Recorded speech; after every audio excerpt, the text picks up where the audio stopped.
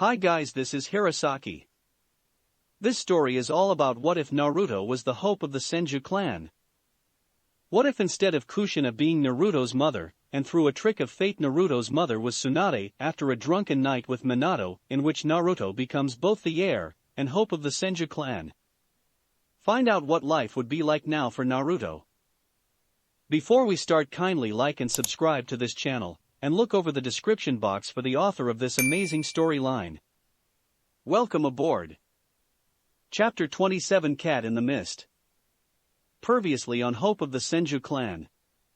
I suggest that later, you apologize to Hinata-chan, although she probably doesn't hold any ill will towards you for what you did. It would mean a lot to her to know that the difference between you and main family could be put aside, since you're family after all. After saying this, Naruto then walked away and headed for where the rest of the Chunin finalists were waiting. As Naruto walked away, the medics went over to Neji and began to load him onto the stretcher. As they did this, Genma suddenly spoke. When captured birds grow wiser, they try to open the cage with their beaks. They don't give up, because they want to fly again. After he said this, he walked away and prepared for the next match, leaving the young Hyuga branch member with a lot to think about. Disclaimer: I do not and will not ever own Naruto or any of its characters. In the arena medical ward. After losing his battle against Naruto, Neji was brought to the medical ward by the medics where they treated him for his injuries. After a few minutes, the medics finished treating most of Neji's injuries. Luckily, there is no serious damage done to your internal organs with the exception of some bruising, so you should be on the mend in a couple of days. The best thing you can do right now is rest and move as little as possible, as your body is still mending, and you have used up most of your chakra in your battle. As the medics were talking to him, Neji's mind was on other things where he thought back to what Naruto had told him during and after their battle. Soon after, the door to the ward opened up, and they were surprised to see the head of the Hyuga clan, Hyuga Hayashi, entered the room. Hayashi-sama, said one of the medics in surprise when he saw the Hyuga clan head enter the room. My apologies, but if it is not too much trouble, would you mind leaving us alone for a moment? Surprised by this, the two medics did not know what to say, Please, it won't take long. Hi, very well. Thank you. After the medics had left, Neji slowly, but painfully lifted himself up, so that he was sitting up on the side of his bed. His body was fairly stiff and swore despite the painkillers the medics gave him. What business do you have? Neji asked his uncle in a neutral tone, since he had no real wish to talk to his uncle. I came here to tell you the truth of that day. What do you mean? Neji asked with a frown. For the next few minutes, Hayashi explained how after Kumo demanded his body as restitution for the death of their head ninja, he was prepared to sacrifice himself to prevent a war between Konoha and Kumo. But before he could, the Hyuga elders proposed that Hisashi be used instead, as his body double. In addition to protecting him, Hisashi would also keep the Byakugan's secrets from being discovered. Hayashi then went on to explain how he tried to prevent this, but Hisashi had already agreed and disabled Hayashi before he could stop them. He then explained that Hisashi told him he was not doing this to preserve the Hyuga's structure, but to save Hayashi's, life, to prevent war, and to choose his own fate for the first time in his life. When Neji heard this, he of course did not believe it and thought that his uncle was lying, and that he was making up excuses for the head family. But before he could say anything, Hayashi took out a scroll from his robes and handed it to him. This is from your father. He told me to give this to you when I believed you were ready to hear the truth of what happened that day. It will confirm everything that I told you. When Neji saw the scroll, he first thought it was a fake, but when he looked at it more closely, he recognized his father's handwriting on the cover of the scroll, which to Neji. Quickly taking the scroll, Neji opened it and began to read it. As Neji read the letter, it confirmed everything that his uncle had told him. But the thing that stuck out most to Neji was what his father said at the end of the letter. Overcome destiny, Neji. Destiny has to be taken in your own hands. When Neji had finished reading his father's letter, he was shocked to see his uncle on his knees with his head to the ground. "This is the truth," the elder man said with clear regret in his voice, while keeping his head down. "I'm sorry." After seeing this, Niji did not know what to say, as he never expected his uncle to be on his knees bowing before him. He also found he could not be angry at him anymore, especially when he was like this. Eventually Niji asked his uncle to get up and then asked him to leave, saying he wanted to be alone for a few minutes, so to digest everything he had learned. After Hayashi left the room, a sort of calmness and peace came over Niji. As if finally knowing the truth of his father's death and reading his final words to him, gave him the closure he needed to move on with his life. Soon after, Niji turned to look out one of the small windows above him, and thought about what he planned to do with his life now. In the Kage stand. "The crowd seems to be very eager. Your son's battle was very exciting, Tsunade-sama," the Mizukage commented as she looked at the elder woman. "I agree," added the Kazekage, "your son has qualities that would indeed make him a fine chunin. He was able to analysis and effectively counter not only the Hyuga clan's Hakusho Kaiten, 8 trigrams palms revolving heaven, but also find the Byakugan's blind spot, both of which are no small feats." Both Sarutobi and the Mizukage agreed with the Kazekage assessment of Naruto, as they had been very impressed with how Naruto fought Niji.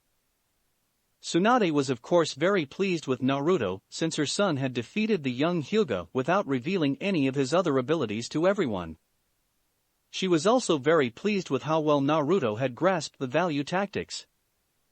When he was younger, it had been quite hard to teach Naruto to plan ahead and learn to analysis things, since like most young boys his age he believed in charging head-on and simply beat his opponent. Eventually Tsunade was brought out of her line of thought by the Kazekage, who was just finishing speaking to the Sandame. "I believe the next battle will be just as exciting." "If I am correct, I believe the next battle involves your daughter Kazekage-sama?" the Sandame Hokage asked. "Yes, Temari is a highly skilled and competent kunoichi. I'm certain she will perform admirably." After the Kazekage said this, Jiraiya frowned, since it was unusual for the Kazekage to speak so much. Not to mention he was rather surprised by how much the Kazekage was praising his daughter. The last time Jiraiya saw the man was when he went with Minato to sign the new alliance treaty between Konoha and Suna, which funny enough sparked the whole incident between Minato and Tsunade. During that time, Jiraiya found the man to be a rather cold individual who distanced himself from his family and put his duty as Kage and leader of Suna first, above everything else, including his family. Sure, it was possible that he could have changed over the years, but Jiraiya highly doubted it. Since for some reason he felt that there was something off with the Kazekage, and he decided to keep a closer eye on him. In the finalist box. After defeating Niji, Naruto walked up to the box, where the other finalists were watching from. When Naruto arrived, he was greeted by some of the other finalists. Some like Haku, Yujito and Omoi congratulated him on his win, while others like Samui and Shino simply nodded in acknowledgement. Shortly after, their attention turned back to the arena, where Genma called down Temari and Shikamaru so that they could begin the second match. Once Temari heard her name being called out, she quickly took her large fan out from behind her back and opened it up, and then swung it in a wide arc, creating a large gust of wind. She then jumped out of the finalist box and hopped on the large fan and used it and the wind to ride down to the arena. "Oh man, she's a lively one. I hate lively women, this is so troublesome," Shikamaru muttered. "Why do I have to fight a girl? Better yet, why do I even have to do this annoying exam? I prefer to just give up, it's just too much of a pain to do." But before he could even try and give up, Naruto walked over to him. "Ah, come on Shikamaru, don't say that, now go down there and show her what you're made out of." After saying this, Naruto then gave him a hard slap on the back, sending the young Nara flying head first into the ground at the other end of the arena, before slamming into the arena wall. "Was that really necessary, Naruto-san?" Shino asked as he had been standing next to Shikamaru before Naruto sent him flying. In response, Naruto just smirked and said, "They say lions push their cubs off a cliff to test their worthiness. I was just giving Shikamaru the push he needed." Yes, I understanding that, but I was just wondering, was it necessary to use your inhuman strength when you pushed him? Some people need a harder push than others, Naruto replied with a bigger smile, making the young Aburame raise his left eyebrow up and wonder if the blonde Senju was right in the head. In the arena. Damn you, Naruto, you jerk, Shikamaru thought as lay on the ground.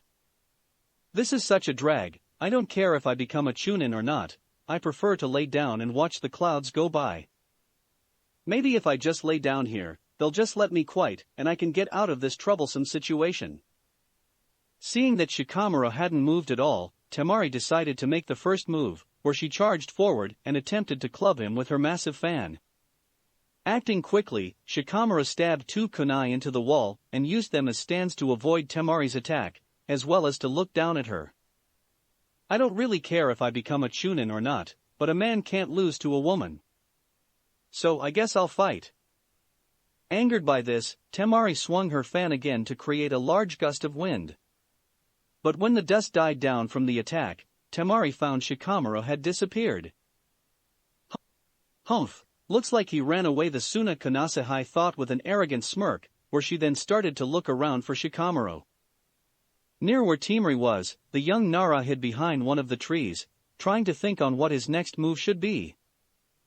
Man, this is such a drag, a man can't lose to a woman, but then again, a man can't really hit a woman.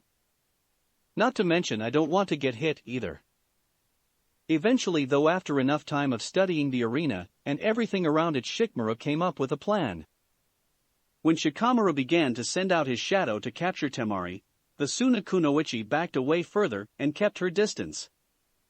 She of course knew what Shikamaru's primary attack was, thanks to seeing his previous match, and knew how it worked and made sure to stay out of his shadow's range. But despite this precaution on Temari's part, Shikamaru used various tactics to increase the distance of his shadow's reach. This forced her to retreat further back and buying time for the sun to set and give him more shadows to work with. Temari later realized that Shikamaru was simply buying time for the sun to set, furthering the range of his shadow. After discovering this, Temari attempted to finish the match, before that happened, by hiding behind her large fan, and then planned to use a clone to distract Shikamaru long enough to allow her to finish him with one blow. But before she could perform her plan, Shikamaru caught her with his shadow from behind. Once Shikamaru caught her in his shadow, he revealed that he had been manipulating her into a position in front of the exit to a tunnel which was dug out by Naruto during an earlier match, where he could guarantee that she was caught by his shadow from behind. But instead of finishing the Suna Kunoichi off, Shikamaru forfeited the match, claiming that he had exerted too much of his chakra when capturing Temari, and would be unable to fight later battles. Moreover, he said he did not like to hurt or hit women. In the audience. When the audience heard that Shikamaru forfeited the match, many were left stunned, as Shikamaru had obviously won the battle but forfeited the match. I don't believe it, what a waste. Ino cried in disbelief before she turned to her other teammate Choji and grabbed him by the collar and began to shake him. Why? Cried the blonde girl angrily, he had the match won and had a good chance to become a Chunin. He's just being himself, Choji replied with a knowing smile, as he expected this to happen from the start, as he knew Shikamaru better than anyone. Man, what a drag, moaned Anko, as she was rather disappointed with how things turned out. Really, I can't tell if he's being serious about this or not, said Kurinai. I don't understand either, commented Asuma. Regardless of whether we understand or not, it's obvious his intelligence and strategies aren't genin level, Kushina said as she joined the conversation. If a basic platoon had carried out a mission like this and followed his plan, they would have won easily. If we were to look at the qualities expected of a Chunin, that kid possesses the most important attribute, leadership. After Kushina said this, both Kurinai and Asuma nodded their heads in agreement, since they knew what Kushina said was true. At the same time, the former red-headed ANBU captain couldn't help but smile at the young Nara, as the boy acted almost exactly like his father, back when she was in the academy. She also thought about trying to organize some more joint training exercises between Naruto and Team 10. In the hope of Shikamaru's calm demeanor rubbing off on Naruto, since she knew how reckless her student could be at times, especially in battle. Sure, Naruto's recent battle with Neji showed that he could analysis and formulates effective tactics against opponents. The problem with Naruto was that he could get too emotional at times, which in turn would affect his ability to make rational decisions. It's unfortunate that he doesn't seem motivated. Asuma thought with some disappointment. But in exchange, he didn't lose his head and panic during the battle. That's why he was able to retreat calmly as he determined that the situation was bad. That comes from a clan discussion-making ability, which is vital as a team leader. Most impressive, muttered the fire daimyo as he rubbed his chin, as he was rather impressed with the way Shikamaru fought. Same old Shikamaru, Irika thought with a smile, as he looked down at the boy, ignoring the moaning and groaning from his students who were annoyed when Shikamaru gave up. But still, he had hoped that after seeing Shikamaru's battle, his students would see the value of making a plan and not rushing in head first into battle. Humph, I don't know whether to call this guy a genius of an idiot, my thought, as on one hand she was amazed at how Shikamaru defeated Temari. But on the other hand, she was infuriated by how he simply gave up, just when he had won. Loser, Kuratsuchi muttered with a frown, after hearing Shikamaru gave up. It seems you were right, Kazekage, that was an interesting match, wouldn't you agree, Jiraiya, Tsunade? Said the Hokage as he turned to his former students. Yeah, despite forfeiting, that Nara kid did pretty well, Jiraiya replied, that Sand girls didn't do too badly either. Agreed, he certainly has qualities that would make him a good chunin and team leader, and the girls show some promise as well, Tsunade answered. Most of the other Kages of course agreed with what Tsunade said about Shikamaru, since in attributes for a team leader Shikamaru understood the need to protect his team from danger over simply completing the mission. Even the Raikage had to grudgingly compliment the Nara heir, as he was impressed with Shikamaru's strategic abilities and his ability to calmly analyze the situation and make a successful plan. In the finalist box, after Shikamaru declared that he forfeited, Naruto was of course as surprised as everyone else, since it was obvious that Shikamaru would have won had he just finished Temari off. Also, like everyone else, Naruto had been amazed by Shikamaru's strategies and tactical brilliance, which clearly outshone his own. Ha ha ha ha, oh man, I should have known he would do this. Ha ha ha, Naruto laughed as his surprise finally wore off. What the hell are you laughing about, Senju? Karui asked, who had moved next to Naruto and Shino at the railing along with the rest of her team, so that they could get a better view Shikamaru and Temari's match. That idiot just threw away the match right when he was about to win. I'm laughing because this is just like Shikamaru, Naruto said with a smile. He's the most unmotivated person I've ever met in my life. He doesn't care if he becomes a chunin or not, in fact, he probably believes this whole exam is too troublesome to try. Then he's an even bigger idiot than I thought, Karui muttered. I wouldn't be calling this guy an idiot if I were you, Karui Omoi replied as he analyzed Shikamaru carefully. What? Said Karui in surprise. I agree, in fact he is far from an idiot, Samui added. What do you mean? Yujito asked, although she already had an idea what Samui and Omoi were getting at. Obviously his excuse of not having enough chakra is a lie, Omoi said as he looked down at Shikamaru, who was making his way back to the finalist box. Even given the length of the match and the number of times he attempted to capture Temari-san, he should still have enough chakra to finish her off. But instead, he chooses to give up. My guess is that he was thinking further on ahead, since if he had won, he would have gone against Naruto, and my guess is that he knows what Naruto is capable of and doesn't believe he can win, or that he simply didn't have enough chakra to last him in the second round. So, he decided to forfeit the match. Agreed, added Samui, it would be folly to enter a battle that you know you cannot win. He is clearly someone who remains calm under stressful situations, and analyses all possible situations. The way he defeated Temari-san should prove this without question, even if he lost the match.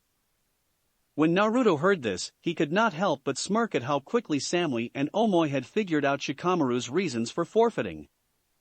But still they had been mistaken about one thing. Shikamaru had given up not because he knew what Naruto could do.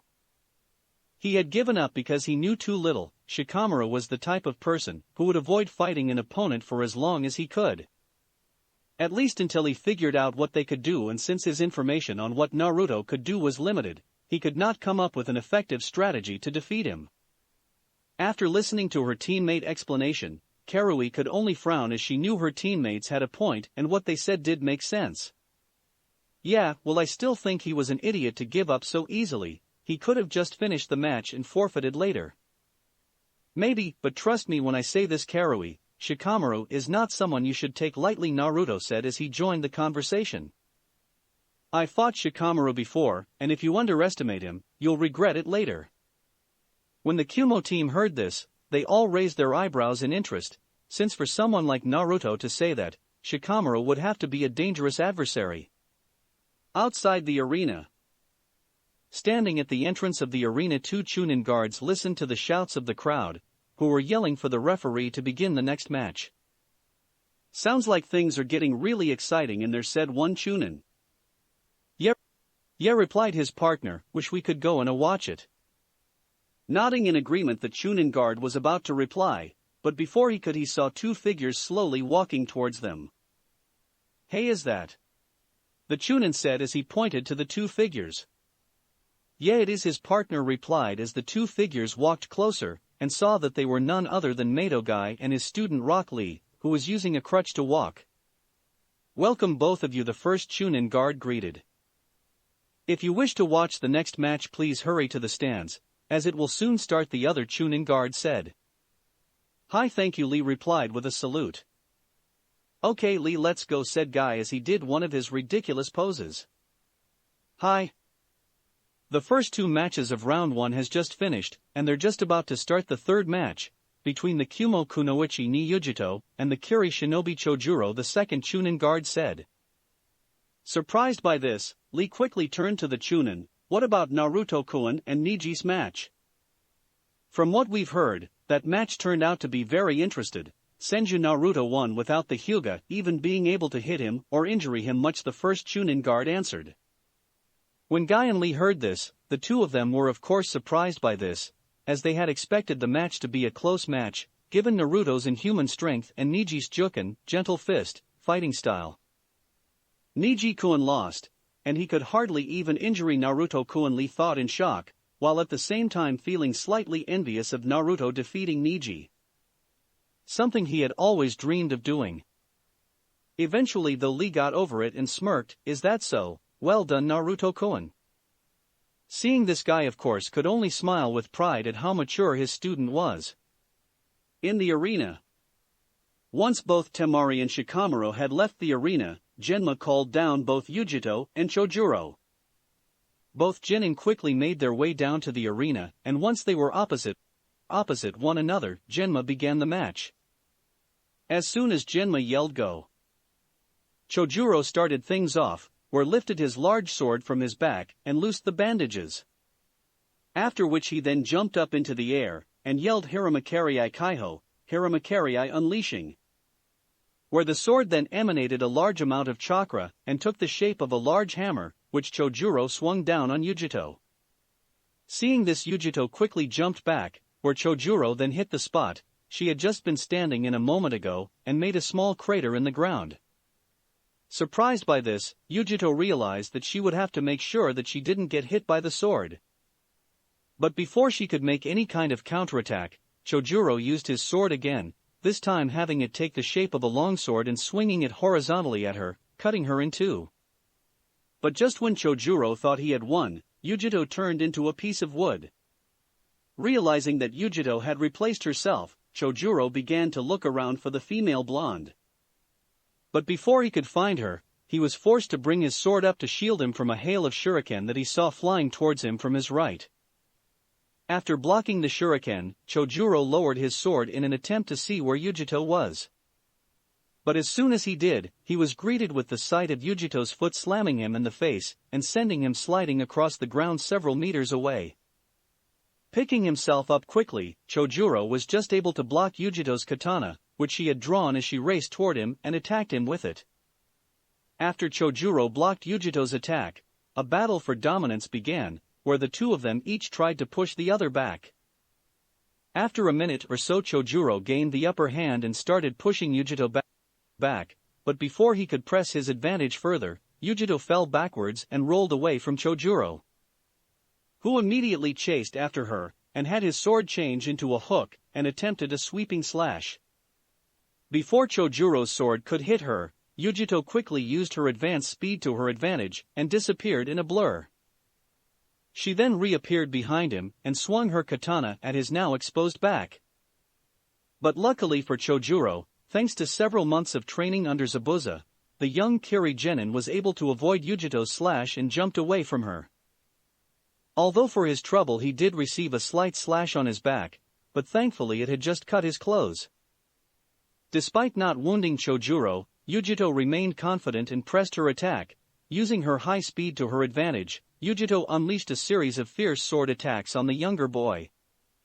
Unable to do much, the young Kiri genin was forced on the defensive, and pushed further back into the arena wall. Realizing he needed to do something, Chojuro had his sword once again take the shape of a hammer and slammed it into the ground, kicking up a cloud of dust. This forced Yujito to move away so not to be caught in it. But as soon as she jumped away, Chojuro emerged out of the dust cloud with his sword still in hammer form, directly above her. Shit, Yujito thought when she saw Chojuro falling towards her with his sword hammer ready. Wasting no time, Yujito quickly jumped forward to avoid the attack, where Chojuro's sword hit the ground, causing another crater and a large dust cloud. After Yujito avoided his attack, Chojuro quickly deactivated his sword and spun around to face the blonde girl. But as he spun around, he saw the blonde kunoichi racing towards him at high speed. Knowing he couldn't bring his sword up in time, Chojuro moved to his right to avoid Yujito's slash. But unfortunately, he was unable to avoid it completely and received a shallow cut to his left side. "Humph, not bad," Yujito commented, as she turned to face Chojuro again. "You were able to avoid both of my slashes without much harm. Despite being caught off guard each time, you have pretty good reflexes."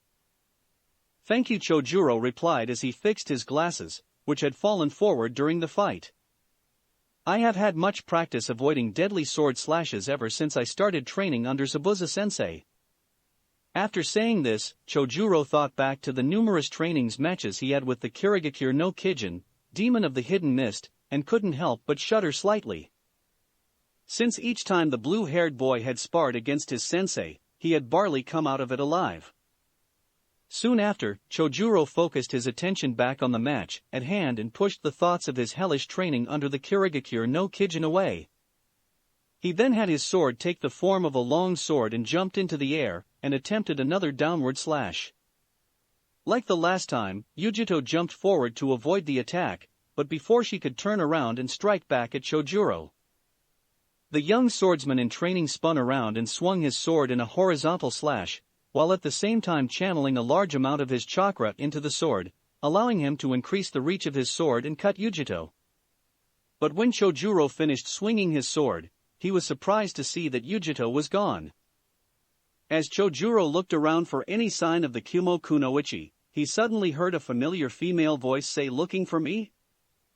After hearing the voice, Chojuro quickly turned to the direction of where he heard it from, where he was surprised to find Yujito kneeling on the end of his sword. Before Chojuro could attempt anything, the blonde kunoichi quickly jumped off the sword and landed a few meters directly opposite the student of Zabuza. "You're pretty good, I'll give you that, and you can use that sword of yours well. But sadly, for you it is a rather limited weapon to use, even with your sword's ability to take different shapes. Due to its weight and size, you must either swing it down or to the side, making it extremely easy to predict. Not only that, but given the amount of chakra it takes to form its shapes, I would say it also takes a toll on you, meaning the longer this battle lasts, the weaker you become." With the audience sitting up in the stands, the infamous Kirigakure no Kijin, Momochi Zabuza watched as his student fought the blonde Kumo kunoichi.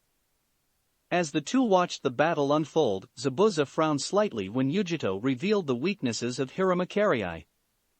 Since like she said, due to its large size, Hirosaki could only be swung in certain ways when attacking. Also given its weight and the amount of chakra it takes for it to change shape, the sword was not the ideal weapon to use in a drawn-out fight. Even though Chojuro's stamina and strength had improved from when Zabuza first started training him, the young genin still had limits, which he was showing now as the blue-haired boy was panting slightly, and a few beads of sweat were falling from his face. Zabuza was of course not surprised by this, as Chojuro tired easily from using the sword multiple times, due to both its weight and the amount of chakra it took to use it. The girl is pretty observant. In only a few minutes she has already found the key weaknesses of Hirosaki, Zabuza thought. It's not looking good for Chojuro, Zabuza-sensei Saito commented, who was seated next to Zabuza on his right. No, it doesn't. But still, don't count Chojuro out just yet, Zabuza replied, he's still got some moves left. Nodding at this, Saito turned back to watch the fight. Down in the arena. After Yujito revealed the weakness of his sword, Chojuro knew he had to finish this fight quickly, knowing that the longer the battle dragged on, the more it favored Yujiro. It seems that I have no choice but to use it, the spiky-haired boy thought before he formed a single-hand seal and used a large portion of his remaining chakra to perform this jutsu. I don't know how long I can maintain this. Hopefully I can finish this fight before it eats up all my chakra, Chojo thought before he said Kirigakure no Jutsu, hidden mist technique. After Chojuro said this, a mist began to form around the arena and quickly began to thin, obstructing everyone's view of the fight. In the finalist box. Crap, this could be trouble for Yujito-chan, Naruto thought with a frown. If Chojuro is using the Kirigakure no Jutsu, then that means Zabuza has most likely trained him in Sarento Karinga no Jutsu, soundless murder technique, and if that's the case Yujito-chan is at a serious disadvantage. In the arena. Realizing what Chojuro was doing, Yujito quickly moved forward to attack, but before she could reach him, Chojuro disappeared within the mist. So, he's trying the same kind of tactic that Loudmouth Inuzuka used, he trying to obscure by vision so I can't fight properly. Yujito thought, as she raised her katana and fell into a defensive stance. Not a bad plan. I'm also guessing, given how his sensei is the infamous Kirigakure no Kijin, that he has been trained in using Sarento Karinga no Jutsu, so he can find me by sound alone. If that's the case, I probably try the new technique sensei taught me last week. Hidden in the mist, Chojuro silently thanked his sensei Zabuza for teaching him this. Zabuza had of course been listening carefully to what Naruto said about Yujito and her team during the preliminaries. So, when it was announced that Chojuro was facing Yujito, Zabuza figured that the best way to help Chojuro stand a chance against her was to teach him the Kirigakure no Jutsu and the Sarento Karinga no Jutsu. Zabuza of course knew that the best way to defeat an enemy that was stronger than you was to put them in a situation that favored you and put them at a disadvantage. Needless to say, Kirigakure no Jutsu was the perfect weapon to use, as it took away an opponent's ability to see fully, and by using the Sarento Karinga no Jutsu, you could find your opponent through sound alone and sneak up and kill them without making a sound.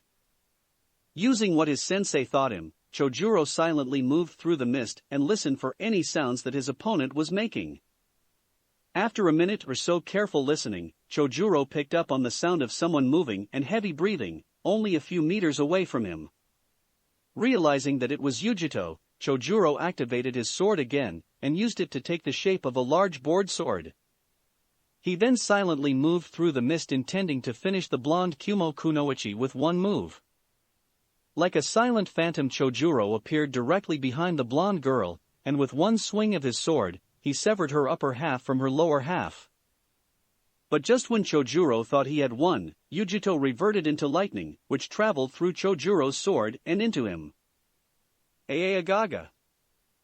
Chojuro cried as the lightning traveling through his body and electrocuted him. After the lightning faded, Chojuro dropped his sword and fell to his knees, panting heavily, and his body shaking from the pain. But before he could even try to recover, the real Yujito appeared out of the mist and delivered a stronger kick to his side, sending the young Kiri boy skidding across the ground and crashing into the arena wall. Soon after the mist began to fade and the arena finally became visible again to the spectators, or to the surprise of the Zabuza and the other Kiri shinobi watching. They saw that Chojuro was badly injured and slowly getting back onto his feet, while Yujito was unharmed, standing not too far from him. "Damn it, I was careless," Chojuro thought as he slowly picked himself up and stared at the now smirking Yujito. "She must have created a lightning clone to lure me out and disable me, making it easier for her to take me out." At the same time, Yujito silently thanked her sensei Killer Bee for teaching her Raitun, Kage Bunshin, lightning style, shadow clone, which had proven to be a useful technique. Seeing that Chojuro could barely stand and was now without his sword, Yujito moved forward to finish the younger boy off. Unwilling to give up just yet, Chojuro formed a single hand seal and thought Suitun, Teppadama, water style, gunshot, after which he spat out several large glops of water from his mouth. "Shit!" Yujito thought when she saw the large balls of water flying towards her at high speed and dropped to the ground, narrowly avoiding them. After avoiding the attack, Yujito quickly picked herself up off the ground and began to form 4 quick hand seals before thinking Rankadama, flaming hairball. After which she then shot out several flaming balls of hair from her mouth. Seeing the flaming hairballs, Chojuro quickly fired several more balls of water from his mouth, hitting the flaming projectiles dead on and extinguished the flames. But to his surprise, the hairballs themselves continued flying towards him, and before he could try and avoid them, they hit him and pinned his arms and body to the wall. When Chojuro tried to move, he was surprised to find that he could not. "What's going on? What is this stuff? Why can't I move?" "I wouldn't try to move if I were you," Yujito replied, gaining the boy's attention. "The hair that is pinning you to the wall is very strong and dries within seconds of making contact with a person, where it becomes as hard as cement." "Hey. Now then, do you surrender or do you want to continue?" the blonde girls asked as she took out several kunai and prepared to throw them. Realizing he was in a hopeless situation, Chojer nodded his head and said, "I surrender."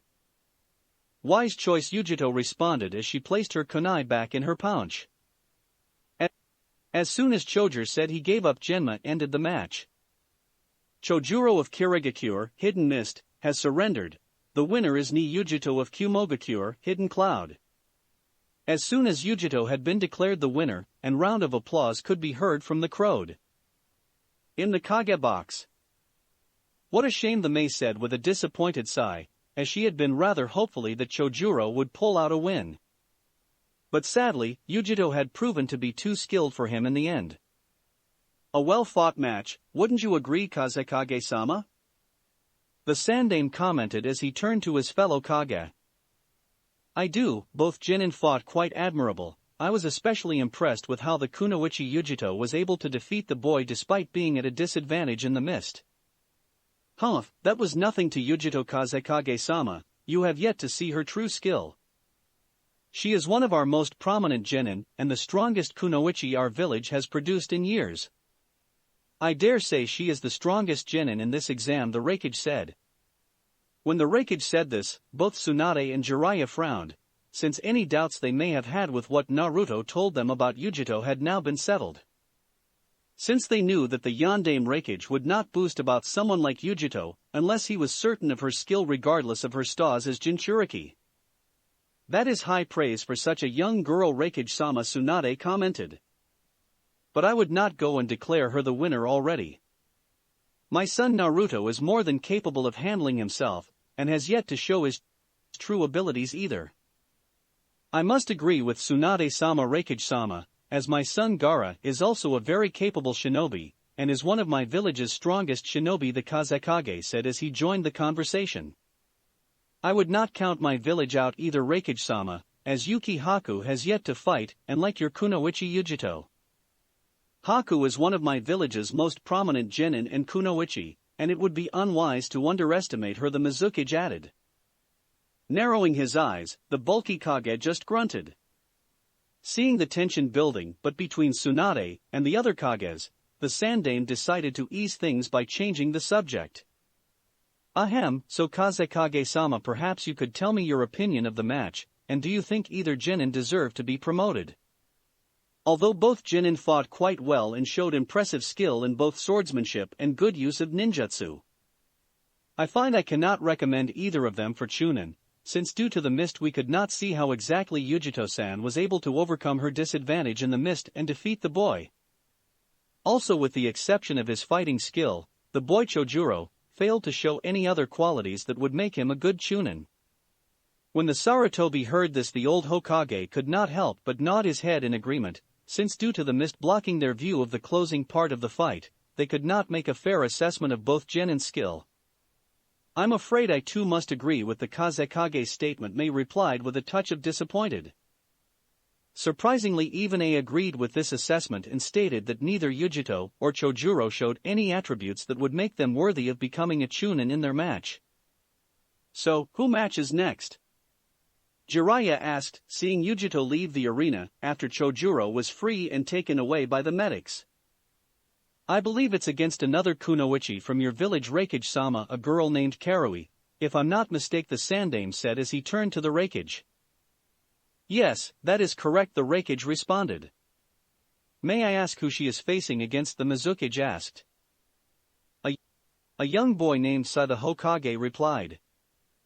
At the mention of Sai, both Tsunade and Jiraiya displayed guarded looks, since they had heard from both the Sandame and Naruto that Sai was a member of Danzo's root organization, and that he had been assigned to Team 7 to observe both Sasuke and Naruto whenever he worked with Team 7.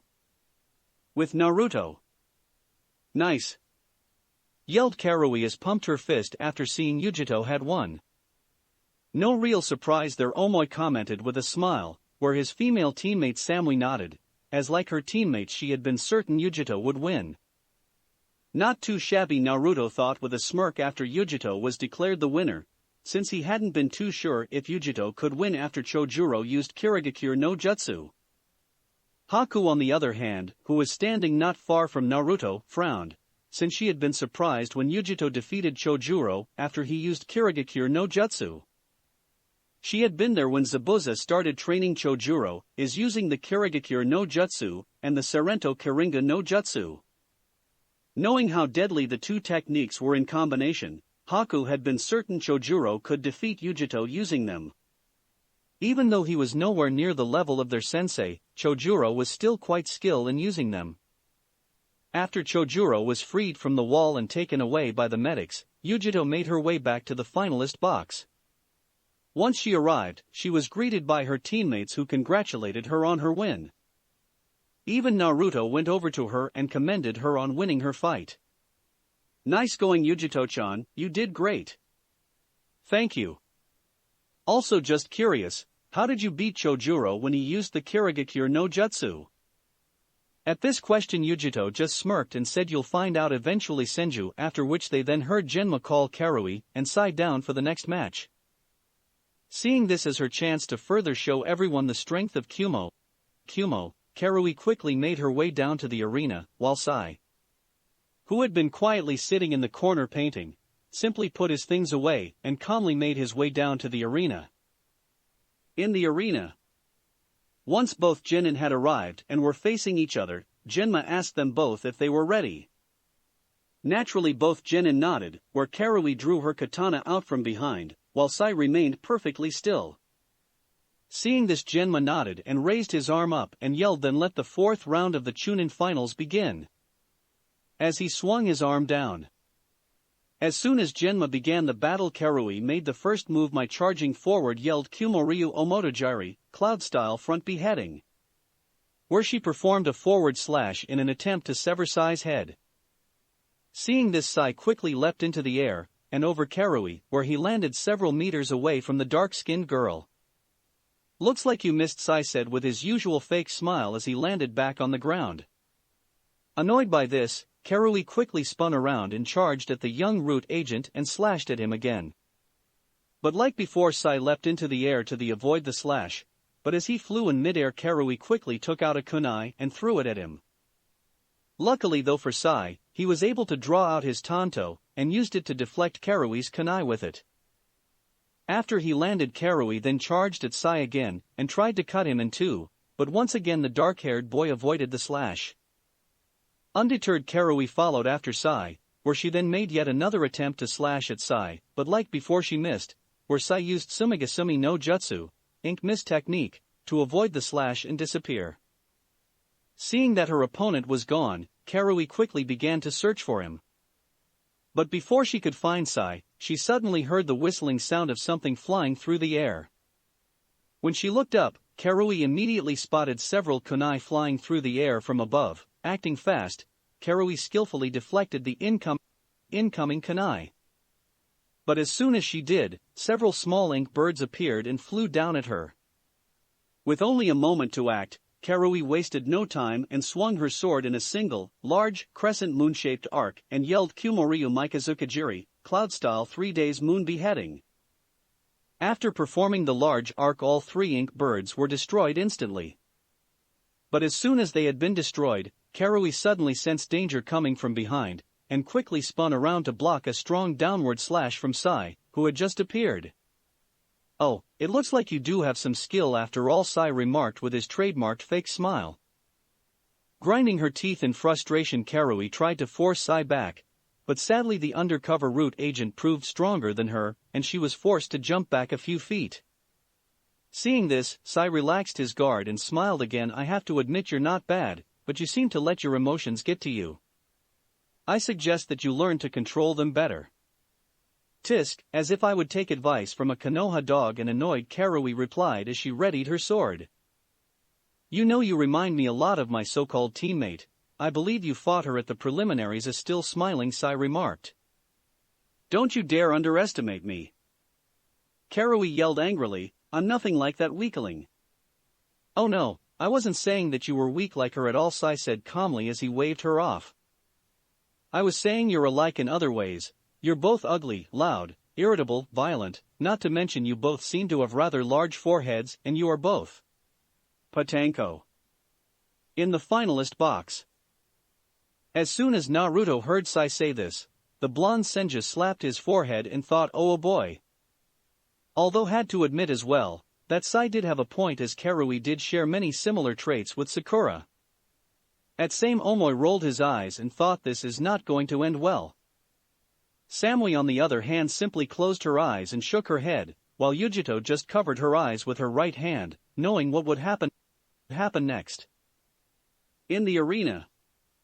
After Sai had finished explaining the similarities between Sakura and Karui, the young shinobi artist could hear the angry cries of his pink-haired teammate, who was currently being held back by Asuma, Kurinai and Yamato, preventing her from jumping down into the arena and beating Sai to death. As Sakura struggled to break free from the hold of the 3 Jonin, the pink-haired girl started yelling about how she was going to kill him once she got her hands on him. Sai for his part simply ignored the girl's rants and focused his attention on his female opponent, who right now had her face lower, preventing him from seeing it, although he could see a murderous red aura around her. He also figured, given the way her sword was shaking in her hand right now, that she wanted nothing more than to use her katana to cut him into a million pieces. Feigning an innocent smile, Sai simply said, "Did I say something wrong?" Enter Naruto OST anger. When Sai said this, Karui raised her head, began to chuckle darkly. Ha, something wrong you say? No, you didn't say anything wrong. If you wanted TODDDIIIE. Karui roared as she charged forward with her sword, ignoring the cries of her teammates, telling her to calm down. "Ha, idiot," Sai thought with a cold smirk, where when Karui charged at him, 5 ink snakes appeared out of the ground behind her, and went to strike at her from behind. Seeing this, Omoi and the others yelled out to warn her, but Karui seemed too focused on killing Sai to hear their voices or notice the ink snakes coming from behind her. Just as the ink snakes were about to bite her from behind, Karui suddenly spun around and yelled Kumoryu Uragiri, cloud-style reverse beheading, where with single swing of her katana, Karui severed the heads of all 5 ink snakes, causing them to revert into puddles of ink. Seeing this, Sai was of course surprised, as he had expected Karui to be so angry that she would lose focus and fail to pay attention to her surroundings and not notice the ink snakes. Once the ink snakes had been dealt with, Karui immediately turned back around to face Sai, where before the pale-skinned boy could even attempt to move away, she slashed his head off with one quick motion. "I told you not to underestimate me," Karui said coldly as she watched Sai's head fall from his body. But to her surprise, Sai reverted into a large puddle of ink. Shit, a clone. Karui thought in surprise, realizing she had been duped. "And I told you that you should learn to control your emotions better," the real Sai said, who was hiding behind one of the nearby trees, and had just finished drawing several ink lions and sent them to attack Karui. Seeing the ink lions coming towards her from the corner of her eye, Karui quickly spun around and channeled her chakra to her katana and converted it to lightning. Once the ink lions were close enough, Karui then engaged the large beasts and skillfully defeated them without much effort. As soon as all the ink lions were destroyed, Karui then took out several kunai with exploding notes tied to them and threw them at the tree Sai was hiding behind. After the kunai hit their target, Karui activated the notes, causing them to light up and explode, destroying the tree. But just when Karui thought she had dealt with the pale-faced boy, she saw a large dark figure shoot out from the cloud of smoke caused by the explosion at high speed. Before Karui could figure out what it was, she was forced to the ground by a large gust of wind. Quickly regaining her bearings, Karui began to look for the source of the wind and the dark figure she had seen a moment ago. When she looked up, she was surprised to see Sai sitting on a large ink bird, flying directly above her. She then quickly realized that the figure she had seen shooting out of the smoke was the ink bird, and the wind that forced her to the ground was caused when it flew up into the sky. Once Sai was high above the Kumo Kunoichi, he began to draw a dozen or so more ink lions and sent them down to attack her. Wasting no time, Karui quickly went on the offensive and attacked the ink creatures, knowing that if she didn't, they would surround her and attack her from all sides. From above, Sai careful watched as Karui easily destroyed his ink beasts, using her advanced kenjutsu style, which was enhanced thanks to her lightning-covered katana. He was also surprised to see her throw several kunai, which were enhanced with lightning chakra, to destroy his last 3 remaining ink lions. Her skill in chakra flow skill is pretty good, and her swordsmanship skill is just as impressive, Sai thought with a small frown. I should finish this quickly as I can't afford to have this turn into a drawn-out battle. After destroying the last ink lion, Karui stared up at her opponent, who remained safely up on his ink bird. As she looked up at the large ink bird, she suddenly saw the large creature dive down at high speed and head straight for her. Shit! Karui cried as fell to the ground, narrowly avoided the ink bird's claw, and struggled to keep from being blown away by the backdraft of the bird as it flew back up above the arena. Damn that bastard! Karui cursed angrily. I'm at a serious disadvantage here. I need to think of a way to get to him, or at least bring him back down here. But before she could attempt anything, Sai threw down a small wave of shuriken and kunai at her. Shit, Karui thought as she moved around the arena, dodging and deflecting the projectiles with her katana. But after deflecting the last kunai, Karui noticed that several of the kunai that had stabbed the ground near her had exploding notes tied to them. Seeing this, Karui could only think motherfucker, after which she tried to move away from the exploding notes as they exploded. After the notes exploded, a large cloud of smoke and dust covered most of the arena. As the smoke filled the arena, Sai had his ink bird fly down low before dispelling it and dropping down into the middle of the cloud of smoke and dust. Soon after, a slightly singed Karui emerged out of the edge of the cloud, covered in dirt and coughing heavily from the smoke and dust, but other than that looked relatively unharmed. After a few minutes the smoke and dust began to dissipate and Karui began to make out a lone figure standing in the middle of the arena. Realizing that it was Sai, Karui charged forward with her sword, intending to finish the battle once and for all. But just when she had crossed half the distance between her and Sai, a large group of ink snakes suddenly erupted from the ground underneath her. The snakes then quickly wrapped themselves around Karui's body, causing her to drop her katana and pinning her arms and legs together, preventing her from moving. End Naruto OST Anger. When Karui hit the ground, the dark-skinned girl struggled to free herself from the binds of the ink snakes. But sadly, they were too strong for her to break. Realizing that she couldn't break free from the snakes by herself, Karui crawled over to her katana, which she had dropped after the ink snakes wrapped themselves around her. But before she could reach her blade, Sai appeared in front of her, pointing his tanto in her face. "Looks like I win," Sai said with his usual fake smile, which irritated the Kumo kunoichi. It was at this point that Genma, who had just appeared next to them, ended the match and said, "This match is over. The winner is Sai of Konohagakure, Hidden Leaf." As soon as Genma declared the match over, a thunderous applause could be heard from the stands, as people cheered over the well-fought match and Sai's win. Once Sai had been declared the winner, the undercover root agent sheathed his tanto sword and made his way back to the finalist box. But before he could get very far, he suddenly heard Karui call out to him. "Hey!" "Yes?" Sai asked as he turned around to face Karui with his normal fake smile. "Aren't you going to get these things to let me go?" "No." Sai replied simply. "Why the hell not?" the girl asked angrily. "Because I don't help ugly old hags," the boy replied simply with the same fake smile before turning back around and walking away, leaving a furious Karui behind him, who proceeded to scream out in rage, swearing she would get him back for this, and that she would kill him. Chapter 28: Storm vs. Ice. In the Kage box. After Sai had been declared the winner, the Kages watched as the young boy calmly made his way back up to the finalist box, while his defeated opponent was still screaming out curses at him. "Impressive," the Mizukage remarked with a small smile. "Wouldn't you agree, Raikage-sama?" "Not bad," the Raikage grunted, as he was rather annoyed with Karui's loss to Sai and hadn't missed the amused tone in the female Kage's voice, since this time it had been one of his Jinin who lost. It also irked him that Karui had barely been able to lay a hand on Sai and made her look like a fool in the end. The boy is quite skilled and uses unusual techniques, Hokage-sama, the Kazekage commented as he joined the conversation. "Yes, Sai is a capable young man and has the potential to become a fine shinobi," the Sandaime replied, not wanting to give much away about Sai, especially since he was from an organization that is supposed to be disbanded. Indeed, Mei added, "The boy knows how to use his techniques and used his opponent's emotions against her."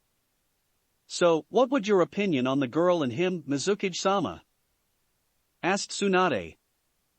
"I believe the boy named Sai has potential, but I would like to see a little more of his capabilities before coming to a decision. As for the girl, I'm afraid I cannot recommend her to become a chunin. Despite the fact that she showed exceptional skill in swordsmanship and excellent use of chakra flow, she still lacks disciple, and was easily played by Sai-san, who used her temperament against her. To be a chunin, one must remain calm under stressful situation, and not allow their enemy to play on their emotions. Such actions like the girl took when she was angered, could result in her putting her team in danger when on a mission. I too must agree on the Mizukage's comment on the girl," the Kazekage added. "Her skill with a sword is impressive to say the least, but her emotional state and ability to make rational decisions is questionable. I believe with a little more time and seasoning, she will become an excellent shinobi." Although the boy named Sai, I believe, would make a capable chunin, given how well he performed in the match. "Although I do agree with what you said about the young girl, Kazekage-sama," the Hokage said. "I also must agree with what the Mizukage said about Sai. Since I believe we should wait and see what else Sai shows us in his next match before we decided if he should become a chunin." "I agree on both accounts," the Raikage said gruffly, as he had to agree with what the other Kages said about Karui. Plus, he was also interested in seeing how well Sai would fare against Yujito, who would be his next opponent. With the matter settled, the four Kages and the two Sannin turned their attention back on the arena for the next match, which would begin soon. In the finalist box. After Sai had won his match, the young shinobi artist made his way to the finalist box, where once he arrived, he settled himself in the corner and started to paint again. Not long after, an angry Karui, who had been freed from her binds by Genma, stormed into the box. Upon seeing her former opponent, the red-haired Kumo kunoichi glared murderously at the boy, who simply ignored her and continued painting. Angered by this, Karui looked ready to beat the hell out of Sai. But thankfully before anything could happen, her teammates came over and pulled her away to the railings, telling her to let it go. After some heavy talking with her team, Karui eventually calmed down, although remained in a sour mood, and glanced angrily back at Sai from time to time. "How's Karui doing?" Naruto asked after Omoi rejoined him. "She'll be fine, it's more wounded pride than anything else," Omoi replied, where Naruto just nodded. "But at least one good thing has come out of this." "What's that?" a curious Naruto asked. "Karui might actually let go of her grudge against you for beating her, since she seems to hate that Sai guy more than you now." Hearing this, Naruto just smirked and said, "Maybe, but I'll believe it when I see it." Not long after, the finalists suddenly heard Genma call out to them, "The next match between Kankuro of Suna and Aburame Shino of Konoha is about to begin, will the participants please come down?" When Kankuro heard his name being out for his match, the male puppeteer began to worry, and started to wonder what he should do. "My match isn't important. Besides, I don't want to show Crow's hidden weapons before the plan. Not to mention, if I win, I would have to go against Gaara, and I am not fighting him, plan or no plan." Looking to his sister, who just nodded, Kankuro knew what he had to do. Just when Shino was about to jump down into the arena, Kankuro suddenly called out to Genma, "Hey examiner, I forfeit my match."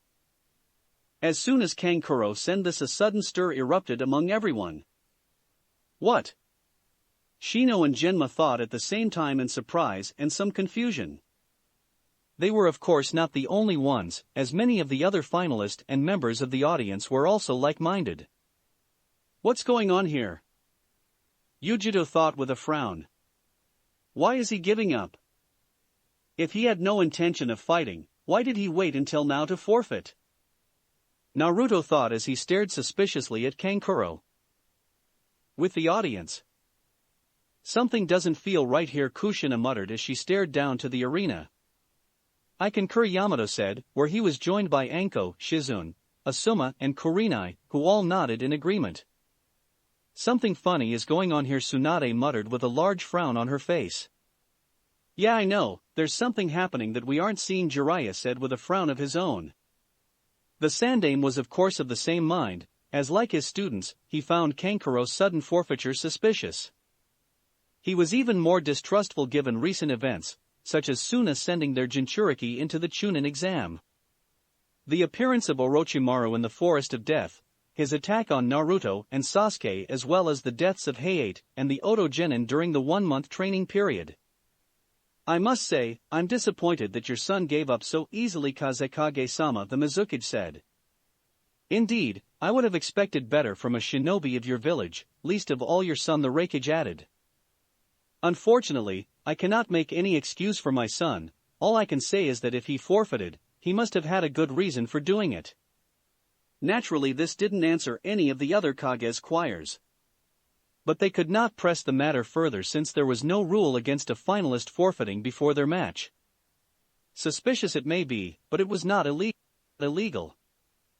In the arena, Kankuro of Suna has forfeited his match, therefore Aburame Shino of Konoha wins by default, Genma announced. Naturally, this announcement wasn't received well by the audience, who were hoping to see another good fight, where many of them start booing and yelling angrily. "Damn it, this isn't how things were supposed to turn out," Temari thought angrily, since they thought the invasion would have started by now. After Kankuro forfeited his match, Genma moved on to the next round, which was supposed to be between Gaara and the Oto Genin Dosu. But given how Dosu was dead, unknowingly killed by Gaara, the match was an automatic win for Gaara. Naturally, this wasn't received well by the majority of the audience either, where once again people began to boo and jeer. Ignoring the crowd's anger, Genma decided to move on to the next fight, which was between Sasuke and Omoi. But the problem was Sasuke had yet to arrive. In the Kage box, it seems that the crowd is getting rather noisy due to the recent forfeitures, the Kazekage commented. "Yes, I hear that," the Hokage replied. "If I am not mistaken, Uchiha Sasuke and one of the Kumo Genin are scheduled to fight next?" the Mizukage said. Yes, but sadly Sasuke hasn't arrived yet, the old Hokage replied. This is highly irregular, Hokage-sama. My shinobi had the decency to show up on time. The least yours could do is to arrive on time, the Raikage said with some annoyance. Yes, I know that, Raikage-sama, and I do apologize for this, the Sandaime said before his guard Rato leaned over to him and whispered in his right ear. I'm afraid we still have not located Uchiha Sasuke or his sensei Hatake Kakashi. Perhaps we should disqualify him from the finals before everyone causes an uproar? Perhaps we should, muttered Sarutobi, since they could not hold up the entire tournament for one genin. Damn it, where the hell are those two? Jiraiya thought with frown. Did Orochimaru get to them? Tsunade wondered with a small frown of her own. I apologize for this, Raikage-sama, Mizukage-sama, Kazekage-sama, but it seems I have no choice but to disqualify Uchiha Sasuke from the finals and move on with the tournament. If I may, Hokage-sama, the Kazekage spoke suddenly. But could you hold on before disqualifying Uchiha Sasuke? With all due respects, Kazekage-sama, but those who think lightly of time as a shinobi have no right to become Chunin, no matter who they are, Tsunade spoke. With respect, Tsunade-sama, both you and your son narrowly arrived on time, and were nearly disqualified, the Kazekage rebuked. I will admit to that, but we still arrived in time for the match, and we did not hold up the tournament, the female Sannin retorted with a slightly irritated tone. I'm afraid I must agree with my former student Kazekage-sama, the Hokage said. Unless there is a clear explanation that will convince the visiting shinobi heads, daimyos and feudal lords here, we cannot delay the match. I see, the Kazekage said, then I'm pleased to say there is a good reason. Oh, is there? The Sandaime asked. Including myself, I can say that most of the visiting shinobi heads, daimyos, feudal lords, as well as the Mizukage and the Raikage came here to watch not only Senju Naruto fight, but also Uchiha Sasuke. Since both of them are the last heirs to the founders of Konoha, and many would be greatly angered over not seeing both of them fight. Also, continued the Kazekage, I can say with the utmost certainty that, like myself, both the Mizukage and the Raikage wish to see their most talented genin fight both boys to see how they would fare. When the Kazekage said this, both Kages nodded, since technically the Kazekage was correct. At the same time, both Tsunade and Jiraiya frowned deeply and stared at the leader of Suna as he confirmed what they had already suspected. The other villages were specifically targeting both Sasuke and Naruto. Hearing this, Rato decided to interject and make his opinion known. With respect, Hokage-sama, there is no guarantee that Uchiha Sasuke will come, even if we delay the match. Closing his eyes, the Hokage thought everything over. After a moment or two, Sarutobi opened his eyes and spoke. Very well, we'll put the match on hold and wait for him. Do you have any objections? I do not, responded the Mizukage, as she was interested in seeing Sasuke fight given what she had heard.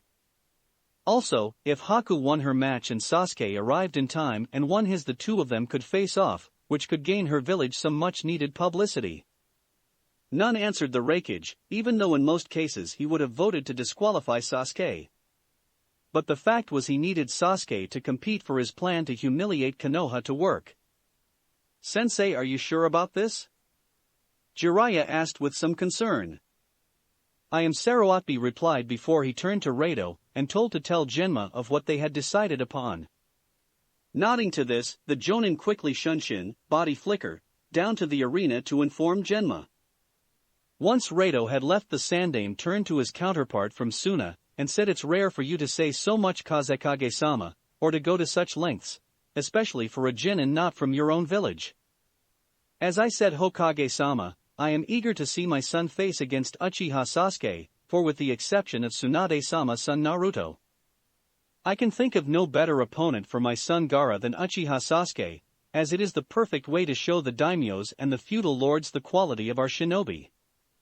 Regardless of the Kazekage's reason, both the Sandaime and his two former students remained suspicious, since they were certain there was more to this than what the Kazekage said. In the finalist box. Damn it, what the hell is taking Kakashi-sensei and Sasuke so long? Sure, I know how Kakashi can't be on time if his life depended on it. But you think with Sasuke with him they would be on time? Since he's not the type of person who would miss out on something like this, an annoyed Naruto thought. So, what happens next? Will I get to fight Uchiha Sasuke or not? Omoy thought as he began to suck on his lollipop. If he doesn't, does that mean the mission fails, or do we continue to target Naruto? Fuck. Where the hell is he? He should be here by now. Karui thought angrily. This could complicate things, Samui thought to herself, since if Sasuke was disqualified then they would fail their mission objective. What the hell is Konoha playing at? Where is Uchiha Sasuke? Yujito thought with some irritation. Given the importance Sasuke's participation in the exam depended on their mission to improve their village's status. What are we going to do? Kankuro whispered to his sister, if he doesn't show our plan could. I know, interrupted Temari, all can do is wait and hope he comes before he is disqualified. After saying this, the blonde Kunoichi glanced worriedly over to her brother near her. She then began to wonder if her brother had secretly killed the Uchiha, just like he did with the Oto Genin. With the audience. Typical, Kakashi is late for everything, Anko muttered with some annoyance. Damn it, what is Kakashi playing at? He should know better than this, Kushina thought with a frown. I hope nothing has happened to Kakashi-senpai, and Sasuke Yamato thought, since he was becoming concerned that Orochimaru may have gotten to his former captain and his student. What are Kakashi and Sasuke doing? Asuma asked out loud, not understanding why they were so late. What's happening? Where's Sasuke? Ino asked out loud, not noticing the concerned look on Sakura's face. Sasuke-kun. A worried Sakura thought. In the arena. After Rato arrived in the arena, he quickly told Genma what was happening and what the Hokage's decision regarding Sasuke was. When Rato finished explaining everything, the Tokubetsu Jonin just nodded, telling Genma he understood. After which Rato shunshin back up to the Kage box. Once Rato returned to the Kage box, Genma began to speak to the crowd, ladies and gentlemen, an examen for the next match has not arrived just yet. Therefore, this match will be delayed, and we will continue with the next match first. Naturally, when everyone heard this, most were surprised and confused by the sudden turn of events. In the audience. Hey, don't look so down, Sakura Ino said, after finally seeing the worried look on the pink-haired girl's face. They're holding the match, so he won't be disqualified, so there's still time for him to show up. Yeah, I guess you're right, Sakura said with a small weak smile, which showed she was still worried about the young Uchiha. In the finalist box. Looks like you lucked out, Sasuke, Naruto thought with a frown.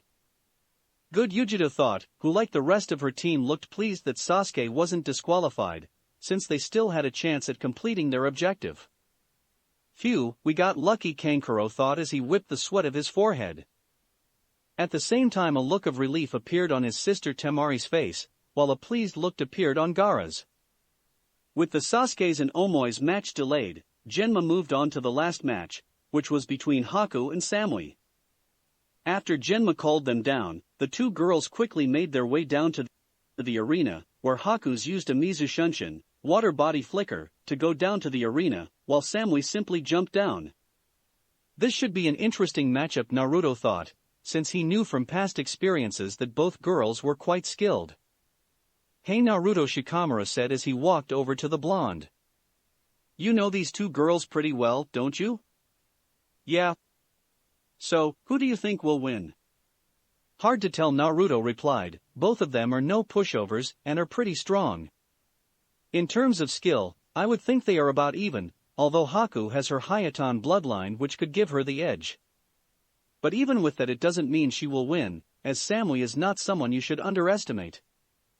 Not to mention I haven't seen her fight seriously in a while, so who knows what she can do now since then. After hearing this, Shikamaru just nodded, as he was pleased that he was out of the exam and wouldn't have to fight either girl, as both of them would have been too troublesome for him to deal with. In the arena. Once the two girls had appeared in the arena and were facing one another, Genma began the match. As soon as Genma shouted begin, Haku made the first move and took out a set of Senbon needles and fired them at Samui, who in turn drew her katana from her back and skillfully deflected them. But as soon as she had dealt with the flying needles, Samui caught a blur at the corner of her eye. Acting fast, Samui quickly spun around where she narrowly blocked a strike from Haku with her needles, who had used the Senbon needles as a distraction to move around behind the Kumo Kunuchi and attack her from behind. Fast, thought Samui as she blocked Haku's needles with her katana. Before pushing the ice, user back and attempted the Kumoryu Omotojiri, cloud-style front beheading, technique in an attempt to cut her in two. But when Samui swung her katana at Haku, the Kiri Kunoichi reverted into a split log, revealing that Haku had used a Kawarini no Jutsu, body replacement technique. Realizing what Haku must have done, Samui quickly spun and deflected several incoming Senbon needles using the Kumoryu Mikazukajiri, cloud-style 3 days moon beheading, technique. But after she did this, Haku appeared directly in front on her and delivered a sharp kick to Samui's stomach, causing the blonde girl to double over and drop her katana. Following up with her attack, Haku attempted a spinning back kick to the side of Samui's head. But to her surprise, Samui recovered faster than she had anticipated and blocked the kick with her right arm and pushed the Kiri Genin away. Unwilling to let go of her advantage, Haku moved forward and attempted a straightforward punch to Samui's face, which the Kumo Kunoichi blocked with her right hand. She then attempted to punch Haku in the stomach with her left fist, but before her fist could hit Haku's stomach, the ice user disappeared in a blur. She then reappeared behind Samui in midair and attempted spinning kick to the back of Samui's head. Unfortunately for Haku, Samui had anticipated her move and ducked under Haku's kick. She then grabbed hold of Haku's leg as it flew above her, and then spun the ice user around before throwing her away to the other end of the arena. When Samui threw her away, Haku quickly recovered by preforming a midair flip, allowing her to land on her feet. But as soon as she did, she saw Samui racing towards her with her katana in hand. Wasting no time, Haku immediately took out a set of Senbon needles and blocked the Kumo Kunuchi's swing. After Haku blocked Samui's katana with her Senbon needles, a battle for dominance erupted between the two Kunoichi, each trying to push the other back. After a minute or so of struggling, Samui eventually gained the upper hand and started to push Haku back, revealing that she was the stronger of the two. Realizing that she could not win in a battle of strength with Samui, Haku began to preform several one-handed hand seal, much to the surprise of Samui and several other people in the audience. In the audience/finalist box/kage box. Wait. She can perform seals with just a single hand. Izumo said in surprise when he saw Haku perform hand seals with her one free hand. Dan Kotetsu said with equal surprise. Not bad, Ice Princess, and impressed my mother when she saw this. I didn't think something like that was possible, Akatsuchi said in disbelief. Looks like she more than just a pretty face, Kuratsuchi commented with some measure of respect. That Kiri girl is just like Hanzo's granddaughter, Asuma remarked, where Kurinai and the others nodded in agreement. Impressive, the Sandame commented, even though he had heard from Naruto and Kakashi that Haku had the skill to perform seals with one hand. Naturally, the most of the other Kages were in agreement, although the Raikage frowned slightly, knowing that this could pose a problem for Samui. Damn it, she even more skilled than we thought, Yujito thought when she saw Haku using one-handed hand seals. This could be trouble, Omoi thought with a frown. In the arena. After Haku finished performing her hand seal, she said Hijitsu, Sensatsu Susho, secret technique, 1,000 flying water needles of death. After which 1,000 long water needles form around them. Once the water needles surrounded them, Haku had them fly forward, attacking Samui from all angles, while she jumped away from the Kumo Kunoichi, leaving little chance for her to escape. But when the attack ended and Haku landed back on the ground a few feet away from Samui, the Kumo Kunoichi reverted into a wooden long, revealing that Samui had replaced herself at the last second, just as Haku jumped away from her. As soon as she realized that Samui had escaped, the Kiri Kunoichi immediately began to search for her opponent. When she looked up, she saw several dozens of kunai flying towards her. Knowing she couldn't avoid them all in time, Haku quickly formed an ice dome around herself to block the incoming kunai. But when the kunai embedded themselves into the ice dome, Haku saw that several of the kunai had exploding notes tied to them, where they then lit up and exploded, destroying the ice dome. After the explosion, Samui reappeared a few feet from where the explosion happened. But as the smoke from the explosion dissipated, she was surprised to see that Haku was gone. Before she could do anything, Samui suddenly felt the air around her go cold. The next thing Samui knew, she saw an ice mirror appear behind her with an image of Haku, who then said Makio Hyosho, demonic mirroring ice crystals, and fired a hail of Senbon needles at Samui back. Seeing this, Samui tried to avoid the Senbon needles, but they came in too fast for her to avoid them all and was hit in the back by 2 needles, causing her to fall to the ground in a small heap. After hitting Samui, Haku then emerged out of the ice mirror, which then melted away, where she then threw several more Senbon needles at Samui, who was still on the ground pulling the needles from her back. Remarkable though, Samui was able to recover quickly from her attack, and was able to avoid the Senbon needles by jumping away. She then picked up her katana again and raced towards Haku at top speed, intending to cut the Kiri Kunoichi in 2 with a wide horizontal slash. Seeing Samui coming towards her, the female ice user waited until the last second to avoid Samui's slash and used her superior speed to appear behind Samui and strike at her from behind.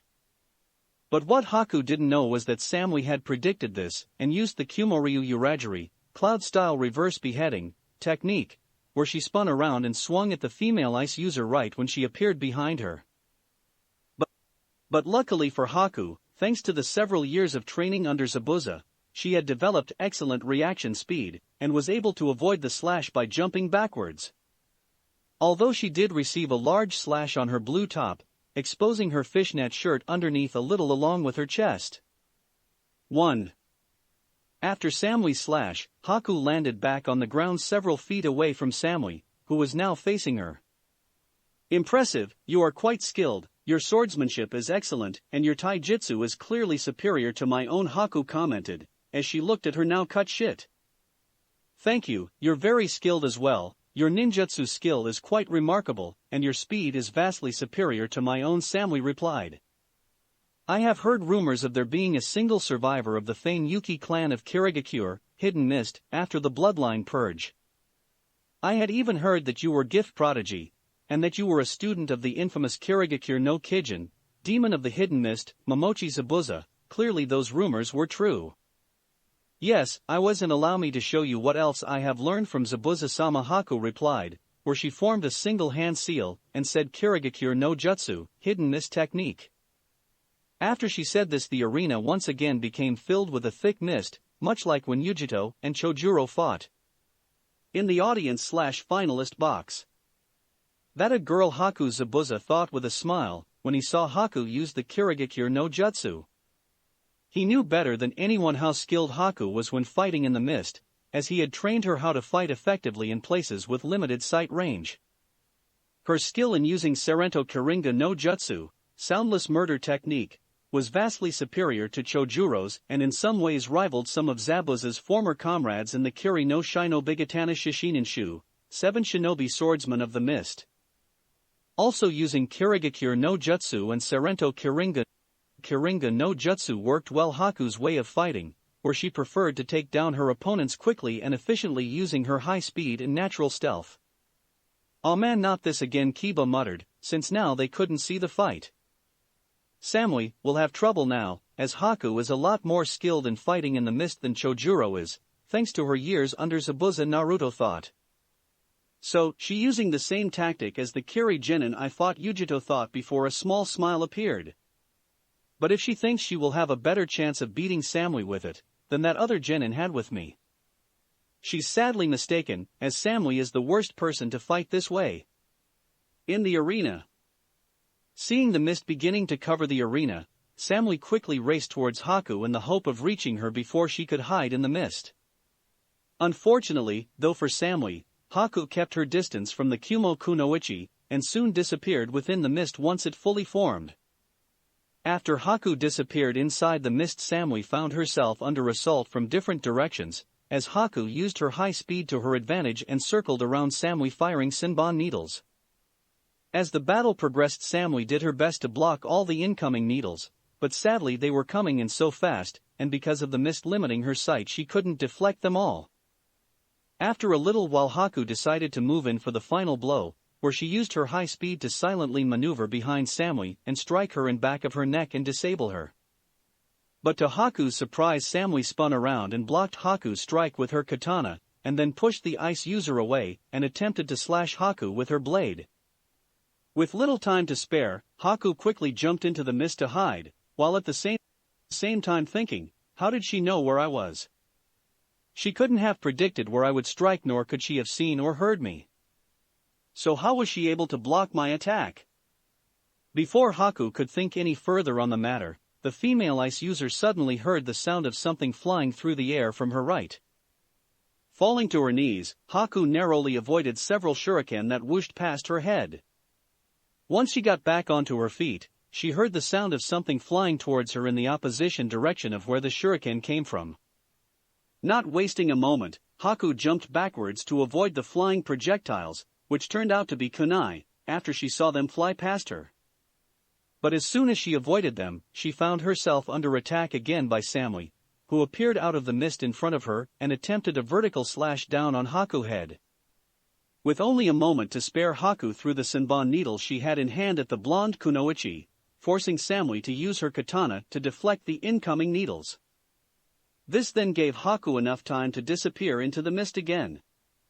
But to the ice user's surprise, Samui followed after. No matter how well she hid in the mist, Samui kept finding her. After blocking another of Samui's sword slashes with her Senbon needles, Haku pushed Samui back, where two kunoichi once again faced one another. It seems I have underestimated you, Samui-san. I did not know you were a censor-type shinobi, Haku said, since it was the only possibly explanation as to how Samui kept finding her. 2. A true shinobi should only reveal their true abilities when they have to, Samui answered as she readied her sword again.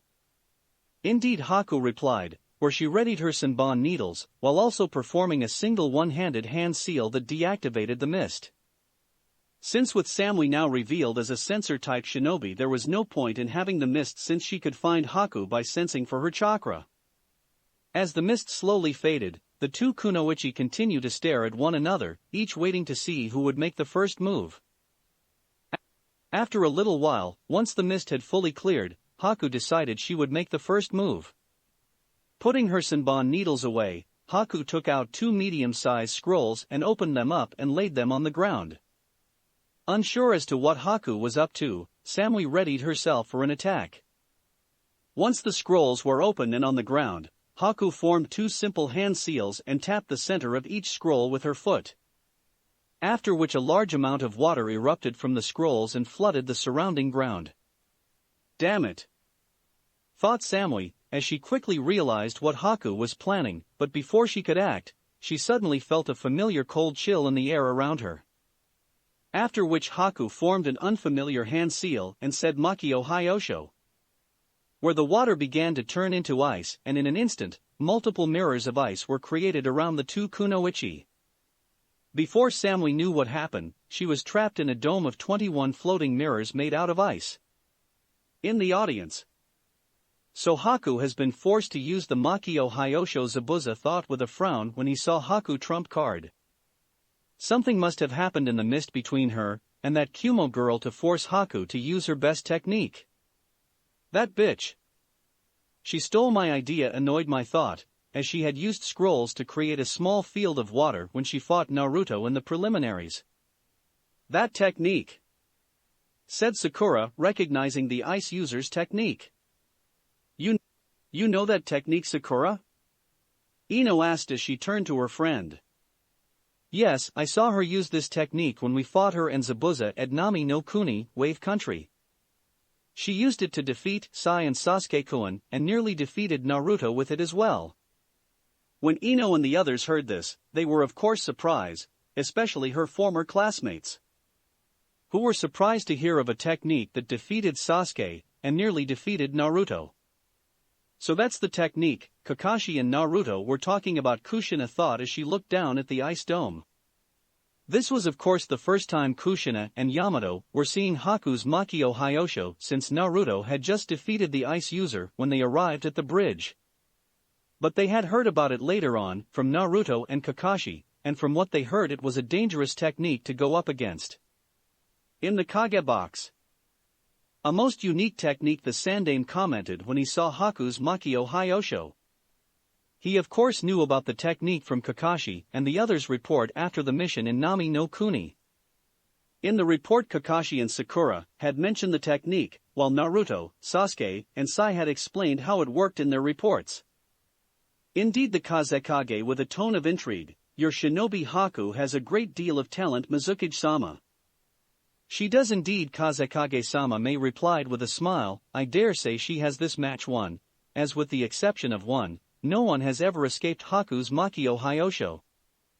"I would not be so quick to claim victory," Mizukage-sama the Raikage said, as he joined the conversation, "as the fight is far from over and Samui has yet to show her true skill." This remark from the Raikage of course got the other Kages' interest, who were now curious to see what the Raikage was talking about, and how exactly would Samui escape Haku's Makio Hyosho. The finalist box. "Damn, this doesn't look good for Samui," muttered Naruto when he saw Haku's Makio Hyosho. "You know this technique?" Yujito asked, turning to her fellow blonde. "Yeah, back when I first met Haku in Nami no Kuni she used this technique to fight Sai, Sasuke and me and nearly defeated us with it. Once Haku is in one of the mirrors it's possible for her to move between the mirrors at the speed of light. It's nearly impossible to follow her attacks as every mirror shows her reflection. One could say it's impossible to see all of Haku's attacks, since they come in too fast to see. Even if you try to attack the real Haku, she will have already moved to another mirror when you make your move. Without eyes like the Sharingan or maybe the Byakugan, it's impossible to keep track of her." When Naruto finished, a look of concern for Samui was shared between the Kumo genin, since from what Naruto told them, the technique sounded extremely deadly for anyone to go against. "But you were able to defeat her when she used it, so there is a weakness to it," Omoi stated. "Yeah, the technique has some weakness, one being that it focuses mainly on what happens inside the dome and is vulnerable to outside attack. So, it would ideal if the person inside the dome had someone outside the dome to help, where they could make a coordinated attack. Another weakness is that it takes up a lot of chakra to use and maintain, hence the longer the battles last, the weaker the user becomes. Haku although knows this better than anyone, which is why she will try and finish the person off as quickly as possible. That's why the best way to beat this technique when you are alone and inside the dome, is to get outside the dome as quickly as possible. But that is easier said than done, as Haku will not let anyone out and the dome and the ice mirrors are not easily broken, and are highly resistant to fire techniques." "How were you able to escape?" Karui asked. "I created a large number of clones to create a distraction, and used my superhuman strength to break the mirrors, which forced Haku out and allowed me to defeat her. But I only succeeded because I caught her off guard with my inhuman strength, so unless Samui has something up her sleeve her chances don't look too good." When Naruto said this the three Kumo genin gave each other a look, which told Naruto that they knew something he didn't. When he asked, they simply said he would see soon enough. In the arena. Once the ice mirror dome was fully formed, Haku backed into one of the mirrors and merged with it. After which an image of Haku appeared on each of the mirrors around the Kumo Kunoichi. "Cool," Samui said, both because of the chill in the air, and because she was impressed with what Haku did. "Now I will show you my true speed," Haku said, where she threw a Senbon needle, with such speed that Samui didn't know what happened until the needle flew past her and cut her left cheek. After which Haku unleashed a massive barrage of needles from multipliable directions. Samui did her best to try and deflect the Senbon needles with her katana. But they came in too fast for her to block them all. It got so bad that Samui was covered in needles and cuts and was forced to drop her katana and raise her arms to cover her face. This isn't good, I can't defend myself against her attacks, there's too many of them, and they're coming in too fast for me to block them," Samui thought. Eventually after a minute or so, Haku halted her assault and said, "Please give up, I do not wish to hurt you. If you forfeit the match now I will not harm you any further." "I'm afraid, I cannot do that," replied Samui as she slowly stood up. "If I surrender, I would shame my village and my teammates, and that would not be cool." "I see," said Haku in a disappointed tone. "Then I am sorry to say you will lose, with the exception of one person. No one has ever escaped my Makio Hyosho, and there is no technique that can defeat it." At this remark, Samui suddenly smirked, which was very unusual for her, since Samui rarely ever smirked, let alone smiled. "Ha, I must say you Kiri shinobi are certainly an arrogant people." "Excuse me?" Haku asked in confusion, not fully understanding what Samui said. "You say that there is no technique that can defeat this technique yours?" "Yes."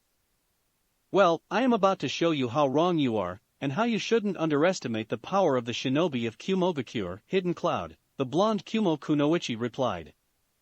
Enter Naruto OST 2 Raikiri, Thunder Break. After saying this, Samui then began to do a series of high-speed hand seals where once she finished yelled out Rantun, Ryza Sakasu, Storm Release, Encouraging Crushing Chain Tormenting Principle. 3. As soon as she yelled this out, bright blue laser beams shot out of her hands and broke into several more laser beams and flew straight for all of Haku's ice mirrors. Impossible, Haku thought in disbelief when she saw the beams of lights before they hit her mirrors and shattered them instantly. As the mirrors shattered, Haku suddenly emerged from one of the larger pieces above Samui and attempted to strike her from above. But before Haku could reach Samui, the laser beams that Samui fired suddenly turned around and flew straight for her. Seeing this, Haku was forced to halt her attack and move out of the laser's beam's path, which were coming in from multiple directions and collided together in a large explosion when she moved away.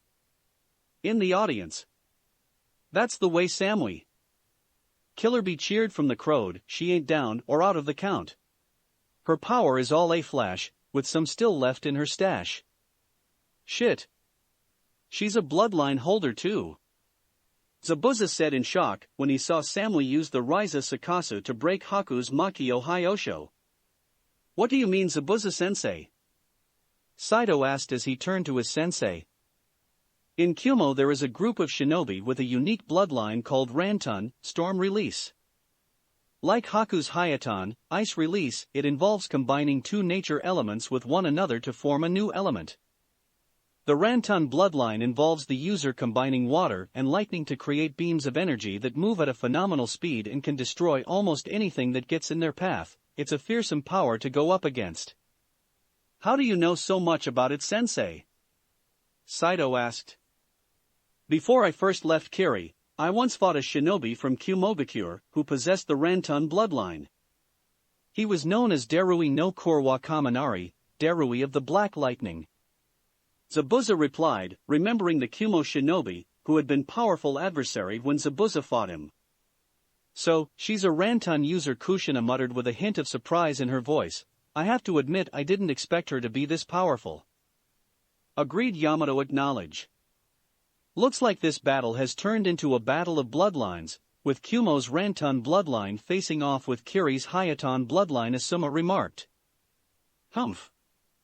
Looks like you won't have been so easy after all," Ice Princess Mai muttered after seeing Samui destroy Haku's Makio Hyosho. "Guess there's more to Koutitz than just her big breasts." In the Kage box.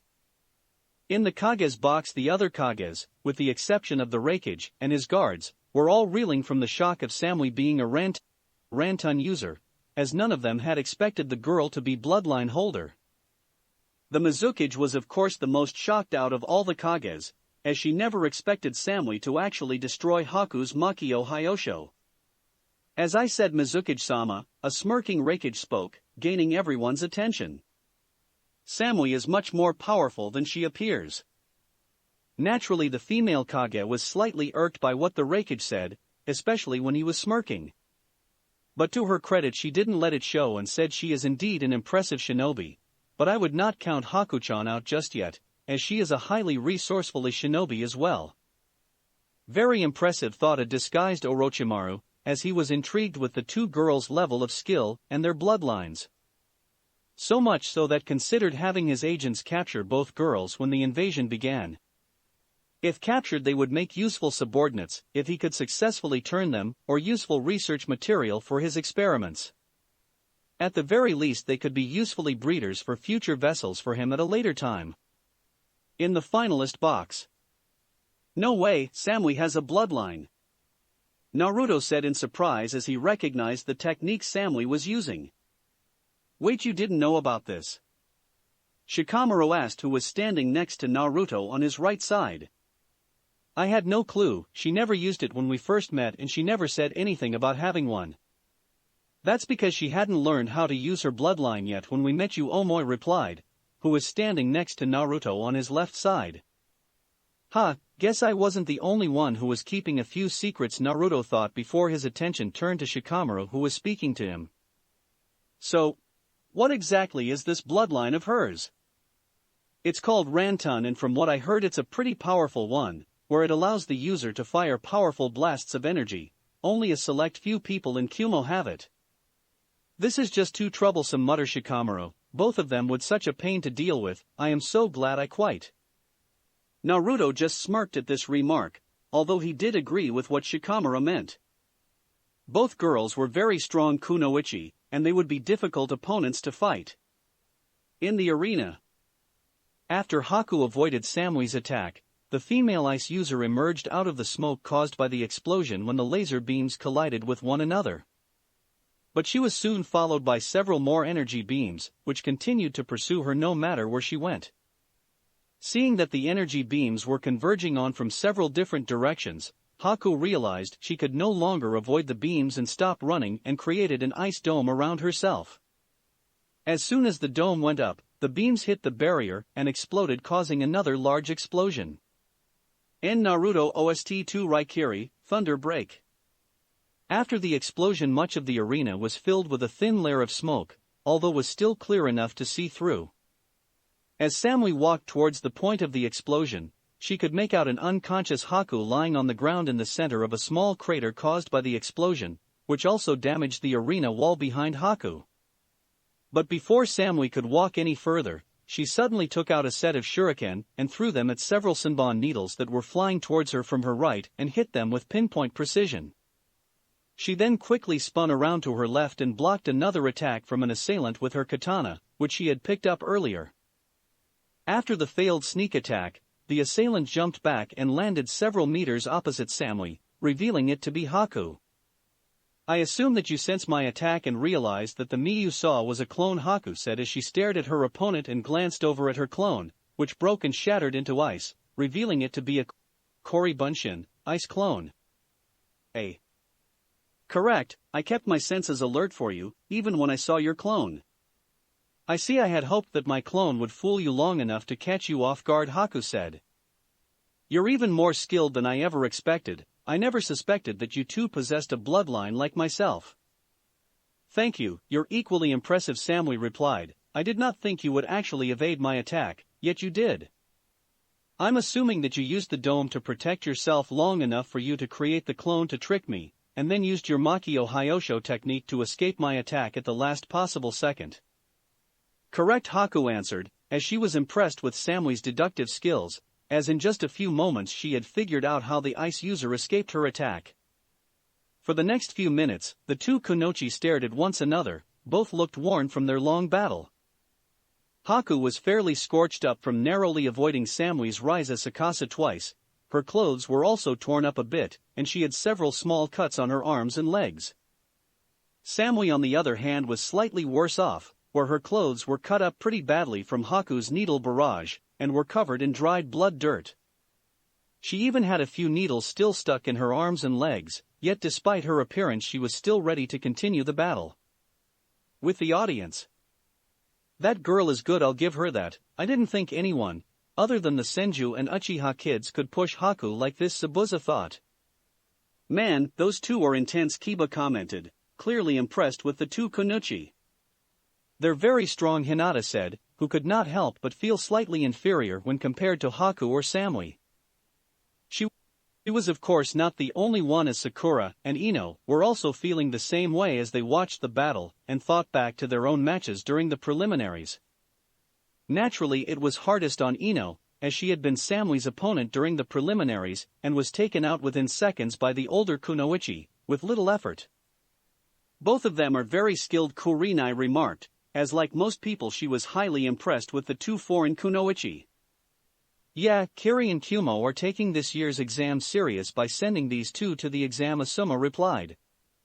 Alright, now this is more like it, cheered Anko, as she was enjoying the match between Haku and Samui. Who do you think will win? Shizune asked, as she turned to Kushina and Yamato, who were sitting next to her.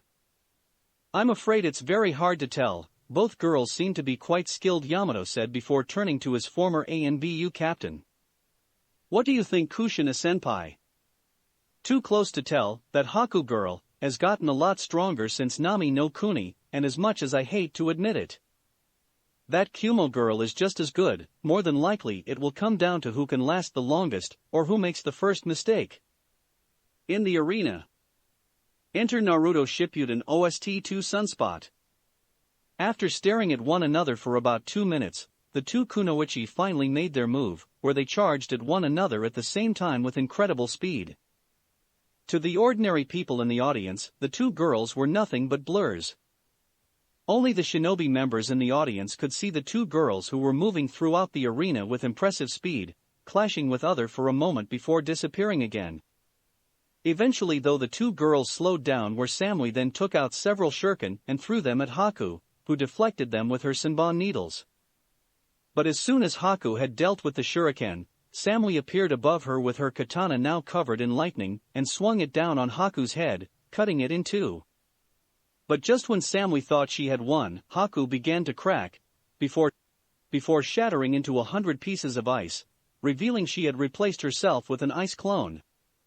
After the fake Haku shattered into ice, the shards that made her up started to float in the air and surround Samui, before they then converged in on her at once. Once the ice shards pierced Samui, the real Haku reappeared a few feet from her. But as soon Haku appeared, Samui reverted into a wooden log, revealing that she had replaced herself at the last second. Also on the log was an exploded note, which lit up and exploded, forcing Haku to raise her arm and cover her face from the blast. As the smoke slowly dissipated, Haku lowered her arm, where she then saw several shuriken covered in lightning spinning towards her at high speed. Wasting no time, Haku quickly moved to her right, where the shuriken flew past her and embedded themselves deeply into the wall behind her. After avoiding the shuriken, Haku saw the real Samui emerge from behind the smoke and throw several more lightning-enhanced shuriken at her, which she narrowly avoided again. After which she then preformed several high-speed one-handed hand seals and said Hayatan, Korehari, ice release, ice needles, creating hundreds of small ice needles and fired them at the blonde Kunoichi. B. Acting quickly, Samui formed 3 high-speed hand seals and thought Suiton, Mizurapa, water style, water release, wild water wave, and spat out a large stream of water, which washed away the ice needles. At the same time, she also converted some of her chakra in her hands into lightning and added it to the water to increase its effectiveness.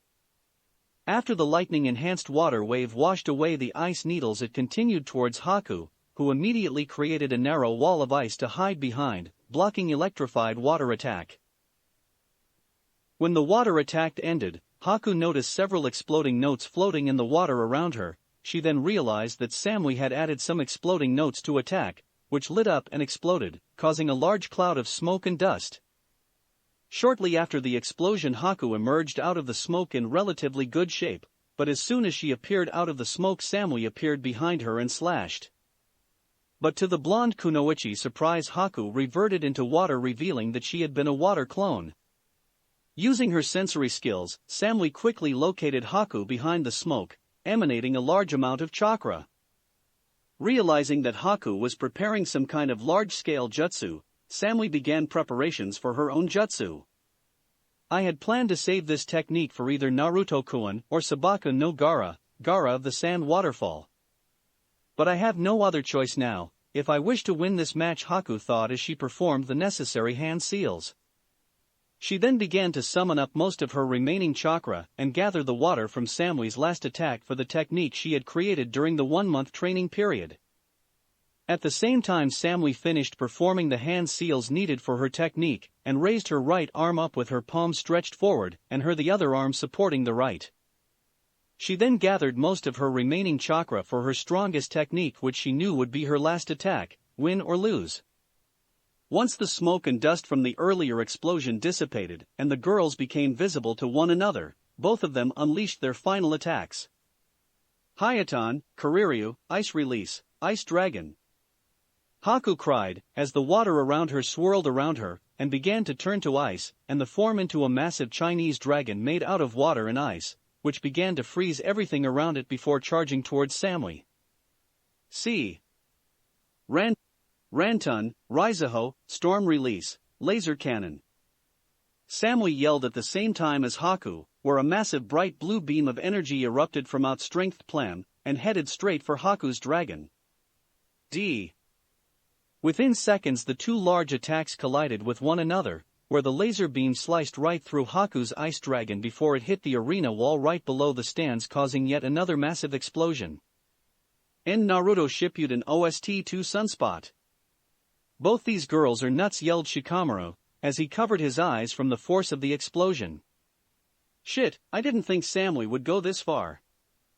Karui commented as she raised her arms to shield her face. Haku. Zabuza yelled as he stood up, fearing the worst for his student. Damn, what the hell is with kids these days? Jiraiya thought as he and the other Kages saw the massive explosion, where the smoke and dust covered the entire arena, blocking everyone's view of the match. Not long after the two attacks collided, the smoke and dust cloud caused by the blast began to dissipate, allowing the audience to see the arena again.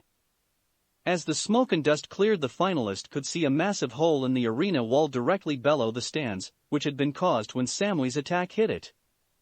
The arena, which was already in pretty bad shape from earlier battles, was now covered in small pools of water from when Samui's Rizaho destroyed Haku's Kiriryu. Shit, Samui wasn't playing around, Naruto thought when he saw the massive hole now in the wall, which was easily twice the size the one he made when he fought Niji. Before long though, Naruto and everyone saw a single figure standing in the middle of the arena. As the smoke and dust cleared further, they saw that the figure was a weary-looking Samui, whose clothes were torn up and filthy. Alright. Samui, I knew she could do it. Karui cheered, thinking that her teammate had won. Man, that was too close, Omoi thought as he let out a sigh of relief, since he was starting to doubt that his blonde teammate wouldn't win. Something isn't right here, Yujito thought with a frown. Even though she was pleased to see that her teammate and fellow blonde was okay, something didn't sit right with her. What's wrong, kitten? The kitten asked, sensing her honest concerns.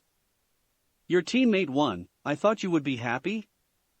I am, it's just that something feel right, Yujito replied, where as soon as she thought this, her concerns were answered when she saw an ice mirror suddenly appear from behind Samui. After the ice mirror appeared, Haku emerged out of the mirror and stabbed Samui in the neck with her Senbon needles. Seeing this, the Kumo Genin all cried out to Samui. In the arena. After Haku appeared out the ice mirror and stabbed her in the neck with her Senbon needles, Samui turned around slightly to look at her Kiri opponent. I am sorry, Samui-san, you are a Wotheuri adversary. I hold no ill will towards you, but you have lost this battle, a tired Haku said. Who, like Samui, was in a sorry state, and looked just as exhausted as Samui, after narrowly escaping the blowed Kunoichi's Rizaho. Her hair had broken from its bun holder and fell down her back. Her black scraf was gone, her skirt was torn up and caked in dirt, and her blue top was destroyed, leaving only her fishnet shirt, which was also fairly torn up, covering her upper body, and she was covered in cuts, dirt and dried blood. You haven't won yet, Samui said, before she reverted into lightning and electrocuted the female ice user, revealing that she had been a lightning clone. Aga! Haku cried in pain as she felt the lightning travel throughout her body. Eventually the lightning faded and Haku fell to the ground, barely conscious and unable to move with the exception of the occasional twitch, caused by the lightning that traveled through her body. After Haku fell to the ground, the real Samui appeared, who had been hiding in the field under the guise of a genjutsu. Seeing that Haku was unable to move, Samui slowly walked towards her opponent, with the intent of finishing this battle. "It seems that you are the one who has lost Haku-san," Samui said as neared the student of Zabuza. But before she could do anything, she suddenly noticed that her arms or legs start to feel cold and go numb. When she looked down, she saw ice slowly covering her body. Before long, the ice covered her arms, lower body, and began to cover her upper body, causing her to fall to the ground shivering and unable to move. "WWWH what, HH happing TT2ME? Samui has as her teeth chattered from the cold. Seeing this, a painful smile appear on Haku's face. "It seems that you were not able to completely avoid my Kiriryu after all." "HH how? My Kiriryu is not an ordinary technique. Even if you destroy or evade the dragon itself, you cannot escape the water that surrounds it and makes it up. All the water needs to do is splash your body, and it will slowly freeze and cover your body in ice, causing it to go numb, leaving you unable to move." "It seems we both lose Samui-san," Haku said with a sad smile before finally losing consciousness. "And not CC cool," Samui said through her chattering teeth, as she continued to shiver, unable to move. It was at this point that Genma reappeared in the arena. After he shunshined, body flickered, a way to avoid being caught up in the crossfire between the two kunoichi. "Damn, those two sure did a number on the arena," the Tokubetsu Jonin thought as he scanned the arena, before turning to the two girls with impressed look. "Who says girls don't know how to fight?" Seeing that Haku was now unconscious and Samui was covered in ice, unable to do anything, Genma decided to officially end the match. Both Haku of Kirigakure and Samui of Kumogakure are unable to continue fighting. This match is a draw. With the audience. After Genma declared the match a draw, the crowd broke into large applause, even though many were disappointed that there was no winner. Everyone agreed that it was an excellent battle, and that both kunoichi fought well. "Looks like we're out," this Zabuza remarked, since with Haku now out, Kiri had no other genin in the exam. But still he was quite proud with how well Haku had fought, as she had become a great deal stronger since Nami no Kuni. He was even amazed at Haku's Kiriryu, as he had not been aware that Haku created such a technique during the previous month and guessed she must have created it in secret, when he was busy training Chojuro. The battle was a blast, but ended with a dude thought Killer Bee as he was disappointed that Samui hadn't won. "Perhaps, but Samui still fought well. You should be proud," the Hachibi said, where Killer Bee just nodded and said he was. "A draw, can't say I'm surprised, both of them were fairly evenly matched," Kushina commented. "I agree, I dare say even Naruto would have had difficulty fighting either one of them," Yamato added. "Humph, not bad," my thought, as she had been impressed with Haku and Samui. "Guess that's it, but those two were pretty strong," Akatsuchi said as he turned to his female partner. "They're not bad, I guess," Kuratsuchi remarked with a shrug, although had to silently admit to herself that she would have had a hard time if she had fought either one of them. "It seems Kumo and Kiri have some good quality kunoichi." "Man, that was awesome," said an ecstatic Konohamaru after the battle ended. "Yeah, did you see that blonde girl who shot the energy blasts? She was so cool," a young boy said excitedly. "That girl Haku was just as cool as her," a young girl said. "Didn't you see how she would appear out of those ice mirrors and how she created that massive ice dragon?" "Both of them were so powerful," said Udon. "Irika-sensei, do you think the reason they are so strong is because of their bloodlines?" Miyogi asked. "In part yes, but not entirely," Irika answered, where when he saw the confused look on the children's faces, he explained further. "Although it is true that their bloodlines are very powerful, and they gave them a significant advantage, it is not the real reason why they are so strong. They are strong because they trained hard in both their bloodlines and their individual skills. Strength and skill like theirs cannot be gained natural, it has to be earned through hard work and tireless training. So, if I were to train hard like them, I could become as strong as they are one day?" a young girl asked. "Yes, you can, if you are willing to give it your all," Irika replied with a kind smile. "Bloodlines alone do not decide if you are powerful or not, there are many great and powerful shinobi out there who do not have bloodlines and are stronger than those who do. Well said, a young boy, that's it, I'm going to train hard just like they did. Me too. Said a young girl, I'm going to train every day, and become just as strong as them. Count me in, yelled a young boy. Yeah, me as well, said another girl, where soon enough the whole class was declaring that they would train harder as well. When Irika saw this, the young man smiled, since his plan to stimulate the children and show them the value of hard work and training, by allowing them to watch the Chunin finals, was working better than he had hoped. The finalist box. A draw? Said Karui in surprise as she couldn't believe that Haku had gotten Samui, just when it looked she had won. That Haku girl was a lot tougher than we originally thought, Omoi remarked while thinking, I guess the old saying is true, a battle is never done, until someone is down and out. Looks like you were right, kitten, that ice girl still had a few tricks up her sleeve, the Nibi remarked. Yes, I know, it seems Naruto, Uchiha Sasuke and Sabaka no Gaara aren't the only ones we should be wary of in this exam, Yujito replied, as to be honest she was a little surprised by how things turned out. It also complicated things, since with Karui's loss to Sai and now Samui's tie with Haku, the only ones left to accomplish their mission were her and Omoi. Man, Haku and Samui have really come a long way since I last fought them, Naruto thought as he was amazed at how strong they were. In the Kage box. Damn brat, you sure know how to pick them, Jiraiya, though with an amused smirk, after Genma ended the match, and the two Kunoichi were taken away to be treated by the medics. A draw, how disappointing, the Mizukage said with a sad expression, as she had hoped Haku would have made it a little further in the exam. She of course could not fault the girl, as Samui had proven stronger than anyone expected.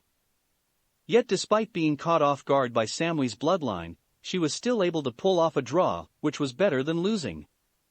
Not to mention, given how well Haku fought, she was certain that the battle had earned them some good publicity with the visiting daimyos and feudal lords. Mizukage wasn't the only one who was a little disappointed with the outcome of the match. The Raikage had been certain that Samui could win her match, given her bloodline and her fighting skill. Sadly though, they had underestimated Haku, who was able to take Samui down with her. It seems Naruto was right about those two being strong, Tsunade thought.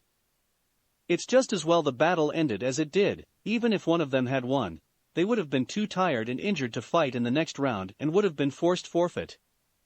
That was a nice battle, the Kazekage suddenly commented. Indeed, it was, remarked the Sandaime, both Kanasehai are a credit to your village, Mizukage-sama, Raikage-sama. Thank you, Hokage-sama, although I will confess I was a little disappointed with how things turned out, as I had been certain that Haku would have won, the Mizukage replied. At this remark the Raikage grunted, as he too felt the same way in regards to Samui. Yes, but still it was a well-fought battle, and they both fought admirably, and you should be proud of them for that, the Sandaime said. At this commented the two Kages nodded, as they were indeed proud of the girls. Now in regards to being Chunin, the Sandaime spoke. I vote to having them both becoming Chunin. The two of them showed excellent show of skill when fighting each other, and showed an impressive use of ninjutsu. Both of them also showed calmness of mind and did not panic when under pressure. Samui-san showed good sense in keeping her true skills hidden, and did not hurry to use them, even when in a tight situation. When she eventually revealed her true skill, she revealed them when they would be of the most use, and made good use of them, allowing her to gain an advantage over Haku. She even showed impressive skill in combining her lightning affinity with her water attack to increase its effectiveness, and throwing in exploding notes to catch her opponent off guard when the attack ended. She also showed excellent foresight, which nearly won her the match when she created the Raitun Kage Bunshin, lightning-style shadow clone, and hid under a genjutsu, waiting for Haku to appear, the Sandaime said before continuing on with Haku. Haku-san also displayed good qualities, using her superior speed to her advantage, as well as showing the ability to adapt to difficult situations, such as using her ice clones as decoys and using their broken shards to attack Samui. She also used her surroundings to her advantage, where she used the water Samui created earlier to help her create her Kariryu. Such resourcefulness and adaptability are essential both as a Chunin and as a team leader, where it can often decide if a mission will fail or succeed. Furthermore, she showed remarkable talent and skill to create such powerful and versatile techniques like the Kiriryu and the Makio Hyosho, and used them to their full extent, which allowed her to escape defeat. Naturally, after hearing the Hokage's reasoning, the other three Kages nodded the heads and agreed to add their recommendation to make both Haku and Samui Chunins. In the audience, once Haku and Samui had been taken away by the medics to be treated, many people in the audience began to mutter to one another with excitement. Since only one match was left in the first round of the finals, and it was Sasuke and Omoi's match. "The next match is finally the Uchihas one," said one man in the crowd as he looked at the leaflet for the matches. "Yeah, but who this Omoi kid that he is going against?" the person next to him asked. I don't know, but I bet he's nothing compared to an Uchiha." "Yeah, you're probably right, but let's hope the match will turn out to be as good as the Senju and Hyuga battle, or better yet like the one we just watched." As the crowd people began to talk, rumors began suddenly spread about Sasuke's late arrival. Some said he was forfeiting the match, others said he was injured from training and couldn't fight, while some said he had gone missing and hadn't been seen since the preliminaries. As the crowd waited for the next match, the visiting daimyos and feudal lords used the time to place their bets. In the Kage box, "Has there been any sign of Sasuke yet?" the Hokage asked as he turned to Reito. "I'm afraid not, Hokage-sama," the Tokubetsu Jonin replied, which made the old Hokage and his two students worry, fearing the worst. "I see, I have no choice then," the Sandaime said as he lowered his head for a moment before lifting it up again. "We cannot let the guests wait like this." But before the Hokage could tell Reito to have Sasuke disqualified, the Kazekage suddenly said 10 more minutes. "Excuse me, Kakage-sama?" the Sandaime asked. "Can we try and wait for 10 more minutes? The guests have been waiting to see the last Uchiha fight. It would be cruel to cancel it. Wouldn't you agree, Reikage-sama?" said the Kazekage as he turned to his fellow Kage. At this question the Reikage narrowed his eyes.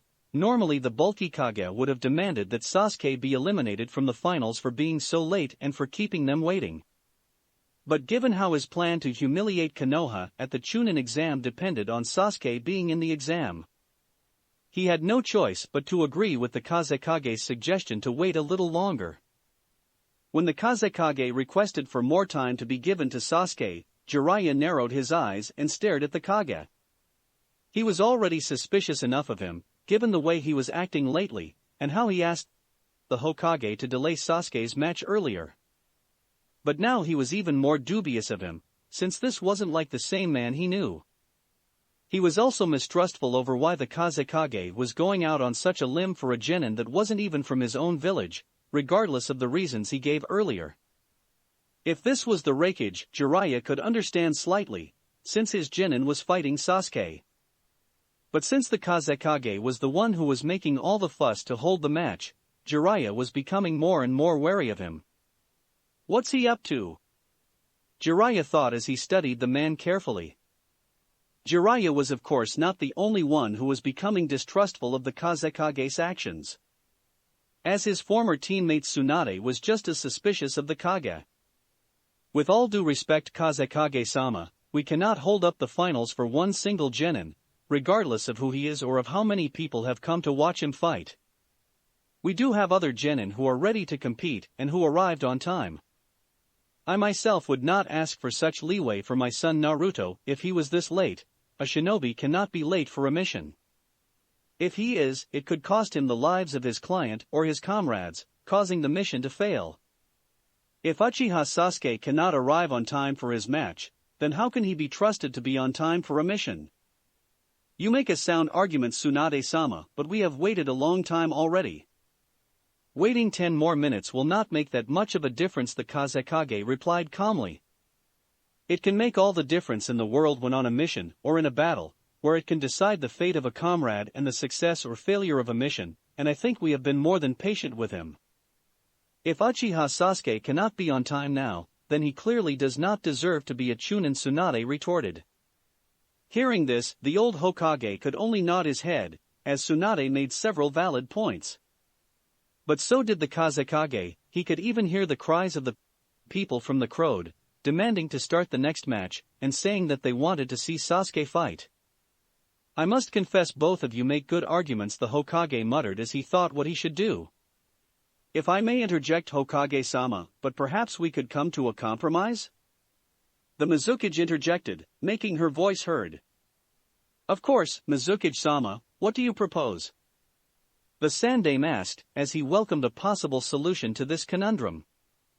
Well, as the Kazekage has pointed out, if we disqualify Uchiha Sasuke from the finals, many of the visiting daimyos, feudal lords and shinobi heads will be greatly annoyed by this. Since for many of them, one of the main reasons why they have come here is to watch Uchiha Sasuke fight. I myself must confess that I would like to see the boy's capability with my own eyes. But at the same time, I must agree with what Tsunade-sama said, as his tardiness cannot be tolerated and a Chunin cannot afford to be late for anything, the female Kage said, where she then continued on. What I suggest is rather simple, we give him the 10 extra minutes that the Kazekage asked for. But we remove his candidacy to become a Chunin, regardless of how well he performs in the finals, should he have arrived in the allowed time. That way both parties are satisfied, where Uchiha Sasuke still has his chance to fight, but loses his chance to become a Chunin. When the Sandaime heard this, he could only nod his head in agreement, as he found the Mizukage's solution quite reasonable, and was rather impressed with the young woman's diplomatic skills. Clearly showing that she was more than a skilled shinobi and a pretty face, and that she was worthy of being the Mizukage of Kiri. A very intriguing idea, Mizukage-sama. Do you have any problems with this, Kazekage-sama, Reikage-sama? The Sandaime asked. I have no problem with this, the Reikage replied, as it didn't really matter to him if Sasuke became a Chunin or not, all he needed was for him to be in the finals. Nor do I, the Kazekage answered. And what of you, Tsuanda? Asked Sarutobi, as he turned to his former student. I have no problem with this, Tsunade said, since she didn't really care if Sasuke got disqualified from the finals or not. She just wanted to see how far the Kazekage was willing to go to keep Sasuke in the finals, and now she knew that whatever the Kazekage was planning, it involved Sasuke. I don't know what you're up to, but I'm onto you, Tsunade thought as she watched the Yondaime Kazekage closely. Good, Rato, please tell Genma of what we have decided, the Hokage said to Scarred Man. Hearing the Hokage's orders, the Tokubetsu Jonin nodded, and once again shunshined away to Genma. In the arena. After the girls had been taken by the medic, Genma looked up to the finalist box and noticed that Sasuke had still not appeared yet. Uchiha Sasuke will have to give up his match at this rate, Genma thought. Seeing that Sasuke hadn't arrived yet, Genma held off on disqualifying Sasuke to see if the Hokage wanted to do anything about it. After a few minutes he got his answer when Rato arrived and told him of what the Hokage and the other Kages had decided. When Rato finished explaining everything to Genma, he went back up to the Kage box. I see, Genma thought, as he took out his pocket watch and looked at it, seeing that it was 5-2, a 10-minute extension. Ladies and gentle, due to the fact that Uchiha Sasuke has yet to appear, he will be given a 10-minute extension. If he does not appear in this time, he will be disqualified from the exam, Genma announced. Naturally, when this was announced, the crowd did not react very well, as many were angered by the fact that they might not see Sasuke fight. Where's the Uchiha? One person shouted. Come on, bring him out. Shouted another person. Yeah, I paid good money to watch the Senju and Uchiha heirs fight. Roared a different person. Sasuke-kun. Thought a worried Sakura.